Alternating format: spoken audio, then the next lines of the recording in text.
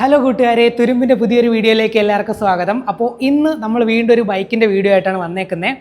അപ്പോൾ ഇന്നത്തെ നമ്മുടെ ബൈക്ക് ഏതാണെന്ന് വെച്ച് കഴിഞ്ഞാൽ ഡ്യൂക്ക് 250, പുതിയ TFT ഡിസ്പ്ലേ ഒക്കെ ഉള്ള LC4C എഞ്ചിനുള്ള നമ്മുടെ പുതിയ ഡ്യൂക്ക് 250യുടെ വിശേഷങ്ങളാണ് ഇന്നത്തെ നമ്മുടെ വീഡിയോയുടെ ടോപ്പിക്ക്.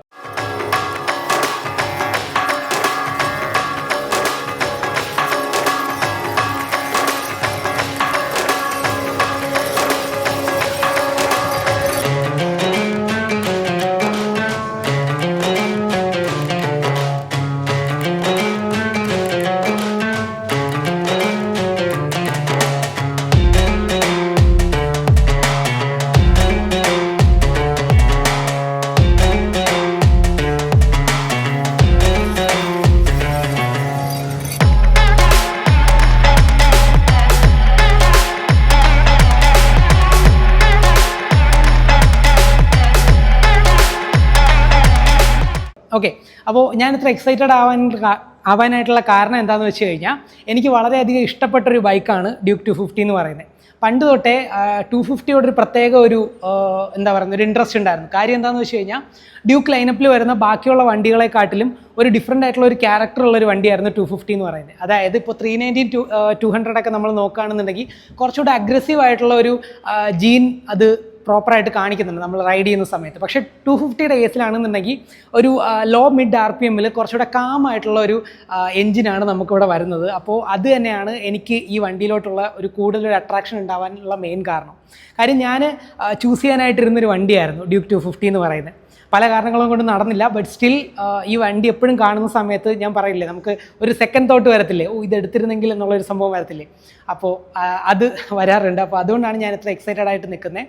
അപ്പോൾ ഞാനിപ്പോൾ ഉള്ളത് നമ്മുടെ ആറ്റിങ്ങലുള്ള സാരഥി KTMൻ്റെ ഷോറൂമിലാണുള്ളത്. അപ്പോൾ എനിക്ക് ഈ വണ്ടി പ്രൊവൈഡ് ചെയ്തേക്കുന്നത് ഈ ഷോറൂമിലെ ആൾക്കാരാണ്. വളരെയധികം നല്ല ഒരു എക്സ്പീരിയൻസ് കാര്യങ്ങളൊക്കെ ആയിരുന്നു. അതിനെക്കുറിച്ച് ഡീറ്റെയിൽ ആയിട്ട് ഞാൻ ടുവേർഡ്സ് എൻഡ് പറയുന്നതായിരിക്കും.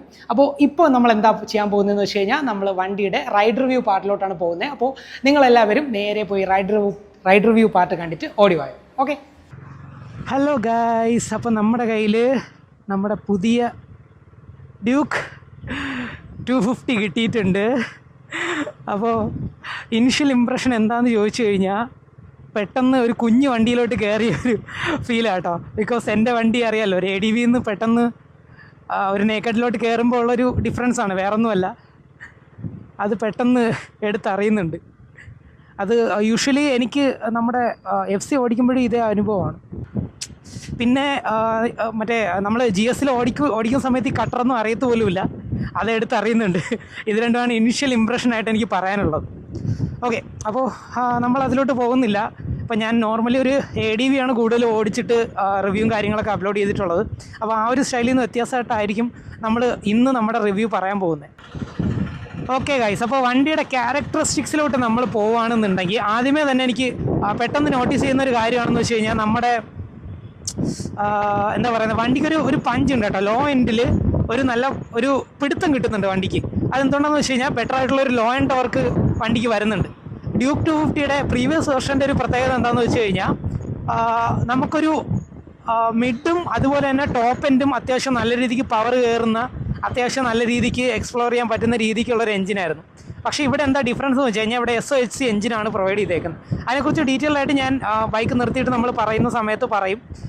ഇപ്പോൾ ജസ്റ്റ് അറിയുക, അതുകൊണ്ടാണ് ആ SOHC എഞ്ചിൻ ആയതുകൊണ്ടാണ് നമുക്ക് ബോട്ടം എൻഡിൽ കുറച്ചുകൂടെ ബെറ്റർ ആയിട്ടുള്ളൊരു ടോർക്ക് കിട്ടുന്നത് എന്ന് വിചാരിക്കാം. ഓക്കെ, അപ്പോൾ അങ്ങനെ ഒരു എഞ്ചിനാണ്. പിന്നെ ഡ്യൂക്ക് എല്ലാവർക്കും അറിയാം ഷോർട്ടായിട്ടുള്ളൊരു ഹാൻഡിൽ ബാറാണ്. അതുകൊണ്ട് തന്നെ നമുക്ക് ഈസി ആയിട്ട് ട്രാഫിക്കിൽ മെന്യൂർ ചെയ്ത് പോകാനും ഒക്കെ ഭയങ്കരമായിട്ട് എളുപ്പം കിട്ടുന്ന ഒരു എന്താ പറയുന്നത് ഒരു റൈഡിങ് പോസ്റ്ററും കാര്യങ്ങളൊക്കെയാണ്. പിന്നെ സസ്പെൻഷൻ്റെ കേസ് പറയുകയാണെങ്കിൽ കുറച്ചുകൂടെ സ്റ്റിഫർ സൈഡിലാണ് കേട്ടോ. അത് നോർമൽ നമ്മുടെ നേക്കഡ് ഏതെടുത്തു കഴിഞ്ഞാൽ റോഡ്സ്റ്റർ നേക്കഡ് ഏതെടുത്തു കഴിഞ്ഞാലും അതിലങ്ങനെ ആയിരിക്കും. ബിക്കോസ് എന്തുകൊണ്ടാണെന്ന് വെച്ച് കഴിഞ്ഞാൽ കോർണറിങ്ങിന് കുറച്ചുകൂടെ സ്റ്റെബിലിറ്റി കിട്ടാനും അതേപോലെ തന്നെ നമുക്ക് ക്വിക്കായിട്ട് ഡയറക്ഷൻ ചേഞ്ച് ചെയ്യാനും നമ്മുടെ ട്രാഫിക്കിൽ പെട്ടെന്ന് ഭയങ്കര ഹൈ ഡെൻസ് ട്രാഫിക്കിൽ ഈസി ആയിട്ട് ഡയറക്ഷൻ സ്വിച്ച് ചെയ്യാനൊക്കെ അത് ഭയങ്കരമായിട്ട് ഒരുപാട് ഹെൽപ്പ് ചെയ്യും. പിന്നെ എനിക്ക് പറയാനുള്ള കാര്യം എന്താണെന്ന് വെച്ച് കഴിഞ്ഞാൽ മിറേഴ്സിൻ്റെ കാര്യം പറയുകയാണെങ്കിൽ ഇത് ഡോമിനാറിൻ്റെ മിറർ ആണ് സംഭവം. ഡോമിനാറിൻ്റെ ഏകദേശം സിമിലർ മിറർ തന്നെയാണ് പ്രൊവൈഡ് ചെയ്തേക്കുന്നത്. അത്യാവശ്യം നല്ല വിസിബിലിറ്റി ഉണ്ട് കേട്ടോ. അടിപൊളിയായിട്ട് നമുക്ക് ബാക്ക് അടിപൊളിയായിട്ട് കാണാൻ പറ്റുന്ന രീതിക്കുള്ള നല്ല വിസിബിലിറ്റി ഉള്ള മിറേഴ്സാണ് നമുക്ക് ഡ്യൂക്ക് 250 പ്രൊവൈഡ് ചെയ്തേക്കുന്നത്.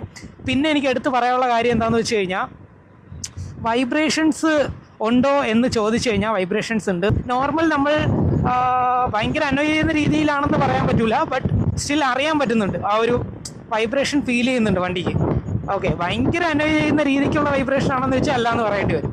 ബട്ട് വൈബ്രേഷൻ ഉണ്ടോയെന്ന് ചോദിച്ചു കഴിഞ്ഞാൽ ഉണ്ട്. പിന്നെ പറയാനുള്ള കാര്യം എടുത്ത് പറയാനുള്ളതെന്ന് വെച്ച് കഴിഞ്ഞാൽ ഡ്യൂക്ക് എല്ലാവർക്കും അറിയാനുള്ള കാര്യമാണ് ഈ ഒരു മീറ്റർ കൺസോള്.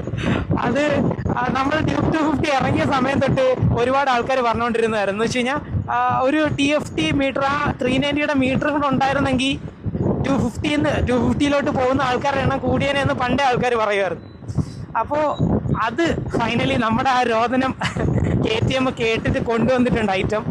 അപ്പോൾ ഇതിൻ്റെ വിസിബിലിറ്റി, ഞാനിത് എന്തുകൊണ്ടാണ് പറഞ്ഞത് വെച്ച് കഴിഞ്ഞാൽ I am not a big fan of this fancy LCD LED clusters. Okay, അത് ഞാൻ ആദ്യമേ പറയാം. അതായത് ഇങ്ങനത്തെ ഉള്ള ഇതൊരു പോസിറ്റീവായിട്ട് ഞാൻ ഒരിക്കലും പറയത്തില്ല. ഓക്കെ, ഇപ്പോൾ ബിക്കോസ് എൻ്റെ വണ്ടിയിലില്ല, അതുകൊണ്ട് ഞാൻ അങ്ങനെ പറയുന്നതല്ല. പക്ഷേ ഒരു മീറ്റർ കൺസോളിൽ പ്രോപ്പറായിട്ട് എല്ലാ ഡീറ്റെയിൽസും കാര്യങ്ങളും വിസിബിൾ ആയിരിക്കണം. അതുപോലെ തന്നെ പ്രോപ്പറായിട്ട് നമുക്ക് ആവശ്യമുള്ള കാര്യങ്ങളെല്ലാം മീറ്റർ കൺസോളിൽ വേണം എന്നുള്ള രീതിക്ക് ഉള്ള ഒരു അഭിപ്രായക്കാരനാണ് ഞാൻ. അത്രേ ഉള്ളൂ, എൻ്റെ ബേസിക് ഡിമാൻഡ് എന്ന് പറയുന്നത് അത്രയേ ഉള്ളൂ. അത് വെച്ചിട്ട് നോക്കുകയാണെങ്കിൽ ഇത് മോർ ദാൻ ഇനഫ് എന്ന് പറയേണ്ടി വരും. എന്തുകൊണ്ടാണെന്ന് വെച്ച് കഴിഞ്ഞാൽ 390 കൺസോളുമായിട്ട് നോക്കുകയാണെന്നുണ്ടെങ്കിൽ ഫീച്ചർ വൈസ് ആണെന്നുണ്ടെങ്കിലും കുറേ കാര്യങ്ങൾ മിസ്സിംഗ് ആണ്. പക്ഷേ നമുക്ക് പ്രോപ്പറായിട്ട് ഗിയർ പൊസിഷൻ കാണാൻ പറ്റുന്ന രീതിക്കുള്ള ഒരു ഗിയർ പൊസിഷൻ ഇൻഡിക്കേറ്റർ കൊടുത്തിട്ടുണ്ട്. ഞാനിത് പല വണ്ടികളിലും പറഞ്ഞിട്ടുണ്ട്, ഗിയർ പൊസിഷൻ ഇൻഡിക്കേറ്റർ കൊടുത്തിട്ടുണ്ടെങ്കിലും പ്രോപ്പറായിട്ട് വായിക്കാൻ പോലും പറ്റാത്ത സിറ്റുവേഷനിലാണ് അത് കൊടുത്തേക്കുന്നത്. സോ അത് ഭയങ്കരമായിട്ട് ഡിസപ്പോയിൻറ്റിംഗ് ആണ്. പ്ലസ് മീറ്റർ ഇപ്പോൾ നോക്കുകയാണെങ്കിൽ RPM ആണെങ്കിലും സ്പീഡ് ആണെന്നുണ്ടെങ്കിലും ബാക്കി ഡീറ്റെയിൽസ് നോക്കുകയാണെന്നുണ്ടെങ്കിൽ കൺസംഷൻ കൊടുത്തിട്ടുണ്ട്. പിന്നെ അതുപോലെ ബാറ്ററി ചാർജ് കൊടുത്തിട്ടുണ്ട്, നമ്മുടെ ട്രിപ്പിൻ്റെ സ്പീഡ് കാര്യങ്ങൾ മെയിൻറ്റെയിൻ ചെയ്യുന്ന കാര്യങ്ങളെല്ലാം കൊടുത്തിട്ടുണ്ട്. അപ്പോൾ നമുക്ക് പിന്നുള്ളൊരു അഡ്വാൻറ്റേജ് എന്താണെന്ന് വെച്ച് കഴിഞ്ഞാൽ നമുക്ക് ഈ ഒരു ലേ ഔട്ട് നമുക്ക് കസ്റ്റമൈസ് ചെയ്യാൻ പറ്റും. കസ്റ്റമൈസ് അല്ല, നമുക്ക് ഇതിൽ സെലക്റ്റഡ് ഓപ്ഷൻസ് ഉണ്ട് കുറച്ച്. അപ്പോൾ അത് വെച്ചിട്ട് നമുക്ക് മോഡിഫൈ ചെയ്യാൻ പറ്റും, നമുക്ക് ഇഷ്ടമുള്ള രീതിക്ക് വെക്കാൻ പറ്റും. അപ്പോൾ അങ്ങനെ കുറേ ഓപ്ഷൻസ് കാര്യങ്ങളും ഉണ്ട്. അപ്പോൾ അത് വെച്ച് നോക്കുകയാണെന്നുണ്ടെങ്കിൽ മീറ്റർ കൺസോളിൻ്റെ കാര്യത്തിൽ ഒന്നും പറയാനില്ല. ഞാൻ പറഞ്ഞില്ല, ഇപ്പോൾ STD ഒക്കെ നോക്കിയിട്ട് ഞാൻ പറഞ്ഞിട്ടുണ്ടായിരുന്നു പ്രോപ്പറായിട്ട് ഒന്നും വായിക്കാൻ പറ്റത്തില്ല. ഇത് കുറേ ആൾക്കാർ റിവ്യൂവിലൊക്കെ പറഞ്ഞിട്ടുണ്ടായിരുന്നു കേട്ടോ. അതായത് നമുക്ക് നല്ല വെയിലുള്ള സമയത്ത് വായിക്കാൻ പറ്റില്ല എന്നൊക്കെ കുറച്ച് ആൾക്കാർ പറഞ്ഞിട്ടുണ്ടായിരുന്നു. അത് ശുദ്ധ മണ്ടത്തരമാണെന്ന് എനിക്ക് ഇവിടെ പറയേണ്ടി വരും. നല്ല പ്രോപ്പറായിട്ട് നമുക്ക് ഈസി ആയിട്ട് അടിപൊളിയായിട്ട് വായിക്കാൻ പറ്റുന്ന രീതിക്ക് തന്നെയാണ് മീറ്റർ കൺസോളിൻ്റെ ഡീറ്റെയിൽസും കാര്യങ്ങളൊക്കെ കൊടുത്തിരിക്കുന്നത്. പിന്നെ KTM സാധാരണ എന്തിനാ ക്വിക്ക് ആക്സിലറേഷൻ, അത് നമുക്കൊന്ന് ടെസ്റ്റ് ചെയ്യാം. പക്ഷെ കുറച്ചുകൂടെ അങ്ങോട്ട് പോകണം, വളമായി പോയി. നമ്മൾ KTM വണ്ടികളിലോട്ട് കയറുന്ന സമയത്ത്, പ്രത്യേകിച്ച് ഡ്യൂക്കിലോട്ട് കയറുന്ന സമയത്ത് നമ്മൾ പെട്ടെന്ന് ആ ഒരു അഗ്രസീവ് ആയിട്ടുള്ള ഒരു റൈഡിങ് സ്റ്റാൻസ് ആണ് വണ്ടി പ്രൊവൈഡ് ചെയ്യുന്നത് കേട്ടോ.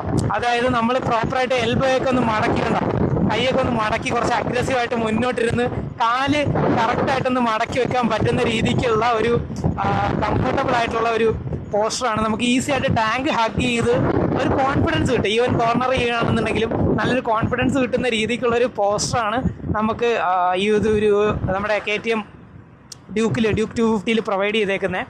പിന്നെ ഈ ഒരു എഞ്ചിൻ്റെ കേപ്പബിലിറ്റി, നമ്മളിപ്പോൾ നോർമലി ഒരു 250 എഞ്ചിൻ എന്തിനാണ് നോക്കുന്നതെന്ന് വെച്ച് കഴിഞ്ഞാൽ, ഇപ്പോൾ ഒരു നേക്കഡിൻ്റെ പെർസ്പെക്റ്റീവ് നോക്കുമ്പോൾ നമുക്ക് ഡെയിലി കമ്മ്യൂട്ടിങ്ങിനും അതേപോലെ തന്നെ ഇത്രയും ഹെവി വണ്ടി നോക്കുമ്പോൾ കുറച്ച് ടൂറിങ് കേപ്പബിലിറ്റീസും നമ്മൾ കൺസിഡർ ചെയ്യാറുണ്ട്. അപ്പോൾ അത് വെച്ചിട്ട് നോക്കുകയാണെങ്കിൽ എഞ്ചിൻ്റെ കേപ്പബിലിറ്റി നോക്കുകയാണെങ്കിൽ അന്യായ കേപ്പബിൾ ആയിട്ടുള്ള എഞ്ചിനാണ്. ഞാൻ പറഞ്ഞല്ലോ, ഈ ഒരു വൈബ്രേഷൻ്റെ കേസ് ഞാൻ ഭയങ്കരമായിട്ട് അനോയ് ചെയ്യുന്ന രീതിക്കുള്ളൊരു വൈബ്രേഷനോ കാര്യങ്ങളോ ഒന്നുമില്ല. നമുക്ക് ഈസി ആയിട്ട് ഹാൻഡിൽ ചെയ്യാൻ പറ്റുന്ന രീതിക്കുള്ള വൈബ്രേഷൻസ് തന്നെയാണ് ഉള്ളത്. അതിപ്പോൾ ലോങ് ടൂറിങ്ങിനാണെന്നുണ്ടെങ്കിലും നമ്മൾ എൻ്റെ മോനെ എന്ത് ഈസി ആയിട്ടാണ് നമ്മൾ അതിൻ്റെ ഇടയിൽ കൂടെ കയറി പോയത്. സോ ഇത് തന്നെയാണ് നമ്മുടെ ഡ്യൂക്കിൻ്റെ ഏറ്റവും വലിയ പ്രത്യേകത. ഈസി ആയിട്ട് നമുക്ക് ഹാൻഡിൽ ചെയ്ത്, എനിക്ക് ഇത്രയും ടേണിങ് റേഡിയസ് സത്യം പറഞ്ഞാൽ എൻ്റെ ADV ഓടിച്ചുകൊണ്ടാണെന്ന് തോന്നുന്നു, GS ഓടിച്ചുകൊണ്ടാണ് എൻ്റെ കാല് ഓട്ടോമാറ്റിക്കായിട്ട് എനിക്കൊരു കോൺഫിഡൻസ് ഇഷ്യൂ വരും GSൽ ഇത്രയും ക്യുക്കായിട്ട് ചെറിയൊരു ഗ്യാപ്പിൽ കൂടെ വണ്ടി എടുത്തുകൊണ്ട് പോകാനായിട്ട്.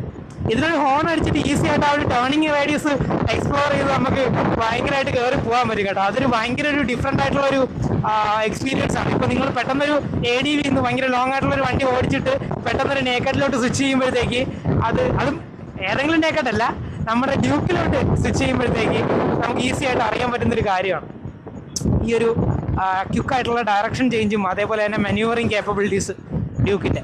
അപ്പോൾ നമ്മൾ പറഞ്ഞുകൊണ്ടിരുന്ന ടൂറിങ് കേപ്പബിലിറ്റീസാണ്. അപ്പോൾ ആ ഒരു അനോയ് ചെയ്യുന്ന രീതിക്കുള്ളൊരു വൈബ്രേഷനും കാര്യങ്ങളും ഒന്നും ഇല്ല. നമുക്ക് എന്താ പറയുന്നത്, ഗ്ലൗസ് യൂസ് ചെയ്ത് കഴിഞ്ഞാൽ കംഫർട്ടബിളായിട്ട് തന്നെ നമുക്ക് ലോങ് ടൂറിങ്ങിന് വേണമെന്നുണ്ടെങ്കിലും പോകാൻ പറ്റും. പക്ഷേ സീറ്റിൻ്റെ കേസ് അതെല്ലാവർക്കും അറിയാവുന്ന കേസാണ്. നമുക്ക് ഡ്യൂക്ക് ഒരു ടൂറിങ് മെഷീനായിട്ട് യൂസ് ചെയ്യുകയാണെന്നുണ്ടെങ്കിൽ ഫസ്റ്റ് നിങ്ങൾ ചെയ്യേണ്ട മോഡിഫിക്കേഷൻസ് സീറ്റ് മോഡിഫൈ ചെയ്യാം. എനിക്ക് ഭയങ്കര റിഫൈൻമെൻറ്റ് ഫീൽ ചെയ്യുന്നുണ്ട് കേട്ടോ. അതായത് even though and oh my God, എൻ്റെ മോനെ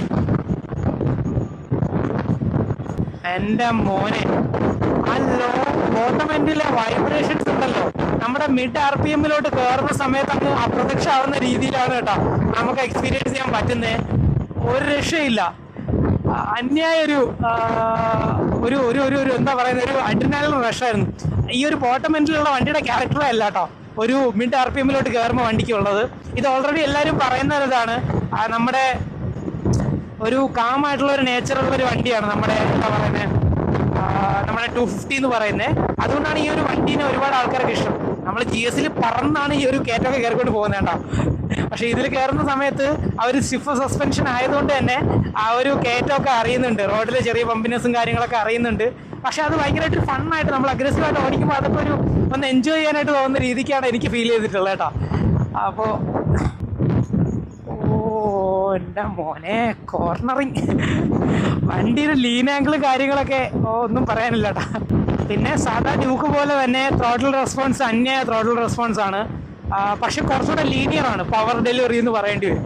അതായത് നമ്മളെ പേടിപ്പിക്കുന്ന രീതിക്കുള്ളൊരു പവർ വരുന്നില്ല. അങ്ങനെ ഒരു പേടിപ്പിച്ച് കൊണ്ടുപോകുന്ന രീതിക്കുള്ളൊരു സംഭവം കാണിക്കുന്നില്ല വണ്ടി. കൂളായിട്ട് നമുക്ക് ഹാൻഡിൽ ചെയ്യാൻ പറ്റുന്ന രീതിക്കാണ് വണ്ടി നമ്മളെ കൊണ്ട് പോകുന്നത്. ഇപ്പോൾ 200 അല്ലെങ്കിൽ 390, 200ഉം 390യും വേണമെന്നുണ്ടെങ്കിൽ ഇപ്പോൾ കറക്റ്റ് എക്സാക്റ്റ് സിമിലർ എന്ന് വേണമെങ്കിൽ പറയേണ്ടി വരും. ഒരേ നേച്ചറാണ് രണ്ടും. കുറച്ച് അഗ്രസീവായിട്ട് ആ കറക്റ്റ് പക്ക ഡ്യൂക്ക് എന്ന് പറഞ്ഞ് നമ്മളെ BS3 വെർഷൻ പേടിപ്പിച്ച് ഇരുന്നൊരു സമയമുണ്ടല്ലോ, ആ BS3യിലെ ആ മനോരോഗിനെ കാണണമെന്നുണ്ടെങ്കിൽ കറക്റ്റ് നിങ്ങൾ 390യും അതേപോലെ തന്നെ 200 ഓടിച്ചു നോക്കണം. ഏകദേശം ആ ഒരു പ്രാന്തൻ ക്യാരക്ടർ ഇപ്പോഴും അവർ കീപ്പ് ചെയ്യുന്നുണ്ട്. പക്ഷേ BS3 പോലെ അല്ല കേട്ടോ, ഇപ്പോൾ കുറേയൊക്കെ മാറി, ഇപ്പോൾ കുറേ ഒന്ന് ഒതുങ്ങിയിട്ടുണ്ട്. നല്ല രീതിക്ക് ഡിസിപ്ലിൻ പഠിപ്പിച്ചാൽ KTM വിടുന്നത്. പക്ഷെ BS3 ഭയങ്കര ഡേഞ്ചറസ് ആയിട്ടുള്ള വണ്ടിയാണ്. ഓക്കെ, അത്ര ഒരു ഇതില്ല. ബട്ട് സ്റ്റിൽ എന്നാലും ആ ഒരു അഗ്രഷൻ നിങ്ങൾക്ക് KTM അഗ്രഷൻ കാണണം എന്നുണ്ടെങ്കിൽ 390 or 200 നോക്കണം. ഇതിൽ അങ്ങനെ ഒരു അഗ്രഷൻ ഇല്ല. പക്ഷേ നമ്മളിപ്പോൾ 50ലേക്കാണ് ഒന്ന് റോൾ ചെയ്ത് കഴിഞ്ഞാൽ പോകുന്നുണ്ടോ.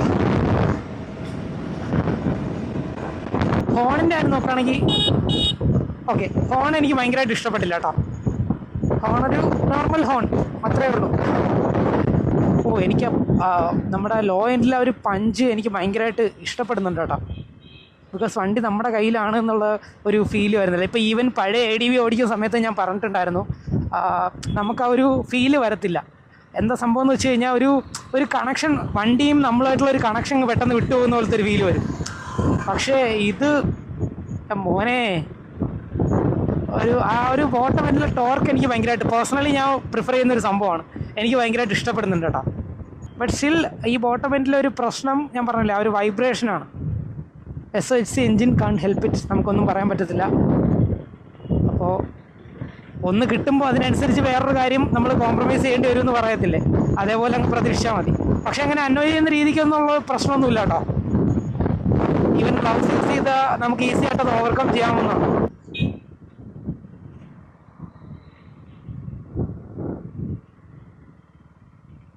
ഇനി നമുക്ക് ഒരല്പം ടോപ്പ് എൻഡ് എക്സ്പ്ലോർ ചെയ്യാം ഐ തിങ്ക്. ഓക്കേ,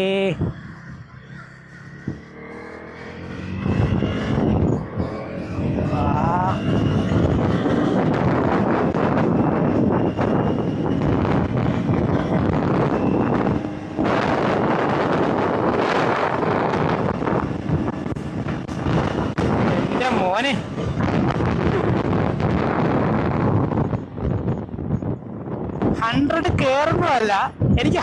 കയറുന്നതല്ല എനിക്ക് ആ ഒരു ത്രില്ലിംഗ് ആയിട്ട് തോന്നിയേ.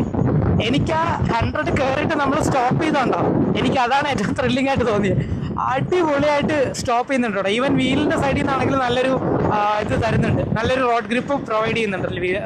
MRFിൻ്റെ ആണ് വീല് പ്രൊവൈഡ് ചെയ്തേക്കുന്നുണ്ടെങ്കിലും ഞാൻ I am not a huge fan of MRF, ആദ്യമേ തന്നെ പറയാം. പക്ഷെ സ്റ്റിൽ നല്ലൊരു കംഫർട്ട് അല്ലെങ്കിൽ കോൺഫിഡൻസ് നമുക്ക് പ്രൊവൈഡ് ചെയ്യുന്നുണ്ട് റോഡിൽ. ഇത്രയും ടോപ്പ് എൻഡിലാണെങ്കിലും ഇത്രയും നല്ല സ്പീഡ് കയറുന്നതാണെങ്കിലും അത് സ്റ്റോപ്പ് ചെയ്യുന്ന സമയത്താണെന്നുണ്ടെങ്കിൽ ആ ഒരു കോൺഫിഡൻസ് കാര്യങ്ങളും നല്ല രീതിക്ക് വണ്ടി പ്രൊവൈഡ് ചെയ്യുന്നുണ്ട് കേട്ടോ. ഞാൻ ഗ്ലൗസ് യൂസ് ചെയ്യാതെ വണ്ടി റിവ്യൂ ചെയ്യുന്നത് തന്നെ ഇതിൻ്റെ വൈബ്രേഷൻ എത്രത്തോളം ഉണ്ട് എന്ന് മനസ്സിലാക്കാൻ വേണ്ടിയിട്ടാണ് കേട്ടോ. അപ്പോൾ അത് വെച്ചിട്ട് ഇപ്പം എൻ്റെ റൈറ്റ് ഹാൻഡ് ചെറുതായിട്ടൊന്ന് വൈബ്രേറ്റ് ചെയ്ത് ഒന്ന് മരവിച്ച് തുടങ്ങിയിട്ടുണ്ട്. അപ്പോൾ ഗ്ലൗസ് യൂസ് ചെയ്യാതെ നിങ്ങൾ ഓടിക്കുകയാണെന്നുണ്ടെങ്കിൽ നിങ്ങൾക്ക് പണി കിട്ടും എന്നാണ് അതിൻ്റെ അർത്ഥം. ഓക്കെ, ഇപ്പം ഞാൻ വലിയൊരു റൈഡ് എടുത്തിട്ടില്ല, സ്റ്റിൽ കൈ ചെറുതായിട്ട് മരവിക്കുന്നുണ്ട്. പിന്നെ എൻ്റെ കാലിൻ്റെ ലെഫ്റ്റ് കാലിൻ്റെ ഉപ്പൂറ്റിയുടെ അവിടെ ചെറുതായിട്ട് ഹീറ്റ് അടിച്ചു തുടങ്ങിയിട്ടുണ്ട്, ചൂടടിച്ചു തുടങ്ങിയിട്ടുണ്ട്. പിന്നെ എനിക്ക് എടുത്ത് പറയാനുള്ള കാര്യം എന്ന് വെച്ചാൽ, ഈ വണ്ടി നിർത്തിയിടുമ്പോൾ എന്തായാലും പറയും, ബട്ട് സ്റ്റിൽ എനിക്ക് പറയാതിരിക്കാൻ വയ്യ. ബിക്കോസ് ഇടയ്ക്ക് വെച്ചിട്ട് റോഡിൽ ആൾക്കാരുടെ റിയാക്ഷൻ കണ്ടുകൊണ്ട് ഞാൻ പറയുന്നതാണ്. പണ്ട് തൊട്ടേ നമ്മൾ പല ആൾക്കാരും ഇപ്പോൾ ഡ്യൂക്ക് എടുത്തതിന് ശേഷം ഡ്യൂക്ക് ഫുള്ളായിട്ട് ബ്ലാക്ക് ആക്കിയിട്ട് യൂസ് ചെയ്യുന്ന ആൾക്കാരുണ്ടായിരുന്നു. അപ്പോൾ അന്ന് തൊട്ടേ ഉള്ളൊരിതാണ്, കംപ്ലീറ്റ് ഫുള്ളി ബ്ലാക്ക് ആയിട്ടുള്ള ഒരു ഡ്യൂക്കിൻ്റെ ലുക്ക് എന്ന് പറയുന്ന വേറെ ലെവലായിരിക്കും. നമുക്കൊരു ഊഹം ഉണ്ടായിരുന്നു, നമ്മൾ അത് പ്രതീക്ഷിക്കുന്നുണ്ടായിരുന്നു നമ്മളെല്ലാവരും ഇൻഡയറക്റ്റായിട്ട്. അപ്പോൾ നമ്മുടെ നിലവിൽ വീണ്ടും KTM കേട്ടിട്ടാണ് കൊണ്ടുവന്ന ഈ ഒരു ബ്ലാക്ക് വെർഷൻ. എൻ്റെ പൊന്നു മോനെ, അയ്യോ അന്യ സെക്സി ലുക്കെന്ന് വെച്ച് കഴിഞ്ഞാൽ ഇതും കൊണ്ട് റോഡിൽ അത്യാവശ്യം നല്ലൊരു അടിപൊളി ഹെൽമെറ്റൊക്കെ ഇട്ടിട്ടേ, ജാക്കറ്റൊക്കെ ഇട്ട് ഗ്ലൗസൊക്കെ ഇട്ട് നിങ്ങൾ പോവുകയാണെന്നുണ്ടെങ്കിൽ റോഡിൽ നല്ലൊരു അട്രാക്ഷൻ കിട്ടും, ഉറപ്പാണ്. കാര്യം അമ്മാതിരി ലുക്കാണ്. ബ്ലാക്ക് എന്ന് പറഞ്ഞാൽ ബ്ലാക്ക്, അയ്യോ സെക്സി ബ്ലാക്ക് എന്ന് പറയേണ്ടി വരും. അത്ര അടിപൊളി ലുക്കാണ് റോഡിൽ. നമുക്ക് ഈസി ആയിട്ട് ഇതിൽ ഇപ്പോൾ ഡയറക്ഷൻ സ്വിച്ച് ചെയ്യാനും ആ ഒരു സ്റ്റെബിലിറ്റിയും കാര്യങ്ങളും പ്രൊവൈഡ് ചെയ്യുന്നതിൽ ഇതിൻ്റെ ഒരു സ്വിംഗ് ആമിനും ഒരു വലിയൊരു മേജർ റോൾ ഉണ്ടെന്ന് പറയേണ്ടി വരും കേട്ടോ. ഷോർട്ടായിട്ടുള്ള ഒരു സ്വിംഗ് ആം, നമ്മൾ തീരെ ഷോർട്ടല്ല, നമ്മൾ സ്പോർട്സ് ബൈക്കിലൊക്കെ കാണുന്ന പോലത്തെ ഭയങ്കര ഷോർട്ടായിട്ടുള്ള ഒരു സ്വിംഗ് ആമല്ല, ബട്ട് സ്റ്റിൽ നമുക്ക് അത്യാവശ്യം ഒരു നേക്കഡ് ഒരു റോഡ്സ്റ്ററിനെ സംബന്ധിച്ച് അത്യാവശ്യം കംഫർട്ടബിളായിട്ട് ലീൻ ആംഗിളും അതേപോലെ തന്നെ കോൺഫിഡൻസും കോൺഫിഡൻസും എൻ്റെ പൊന്നു മാമ കോൺഫിഡൻസും കാര്യങ്ങളൊക്കെ തരുന്നതിൽ ആ ഒരു സ്വിംഗ് ആമിനും അത്രയും വലിയൊരു മേജർ പങ്കുണ്ട്. കട്ടർ വരുമ്പോൾ മാത്രമേ ഞാൻ എൻ്റെ GSനെ മിസ് ചെയ്യാൻ പോകുന്നുള്ളൂ. ബട്ട് അല്ലാന്നുണ്ടെങ്കിൽ സോറി ഡുങ്ക്രു. സോ നോർമലി നമ്മൾ വണ്ടി ആദ്യം കാണുന്ന സമയത്ത് നമ്മളെല്ലാവരെയും ബോധർ ചെയ്യുന്നൊരു കാര്യമാണ് എത്രത്തോളം ടോളാണ് ഈ ഒരു വണ്ടി, അല്ലെങ്കിൽ ഇതിൻ്റെ സീറ്റ് ഹൈറ്റ് എത്രയാണ്, കംഫർട്ടബിളായിട്ട് നമുക്ക് ഹാൻഡിൽ ചെയ്യാൻ പറ്റുമോ, പ്ലാന്റഡ് ഫുഡ് കിട്ടുമോ എന്നൊക്കെയുള്ളൊരു ഡൗട്ട്. അപ്പോൾ എൻ്റെ ഹൈറ്റ് വരുന്നത് 168 സെൻറ്റിമീറ്ററാണ്, 168 സെൻറ്റിമീറ്ററാണ്. ഞാനൊരു ADV ഓടിക്കുന്ന ആളാണ്, അത്യാവശ്യം ടോളായിട്ടുള്ളൊരു ബൈക്കാണത്. അപ്പോൾ എന്നെ സംബന്ധിച്ചിടത്തോളം നോർമലി ഈ ഒരു സീറ്റ് ഹൈറ്റ് എന്ന് പറയുന്ന ഒരു മാറ്ററേ അല്ല സത്യം പറഞ്ഞാൽ. ഓക്കെ, അത്യാവശ്യം ടോളായിട്ടുള്ള ബൈക്കും നിങ്ങൾക്ക് സ്കില്ലുണ്ടെന്നുണ്ടെങ്കിൽ നിങ്ങൾക്ക് കംഫർട്ടബിളായിട്ട് ഓടിക്കാവുന്നതാണ്.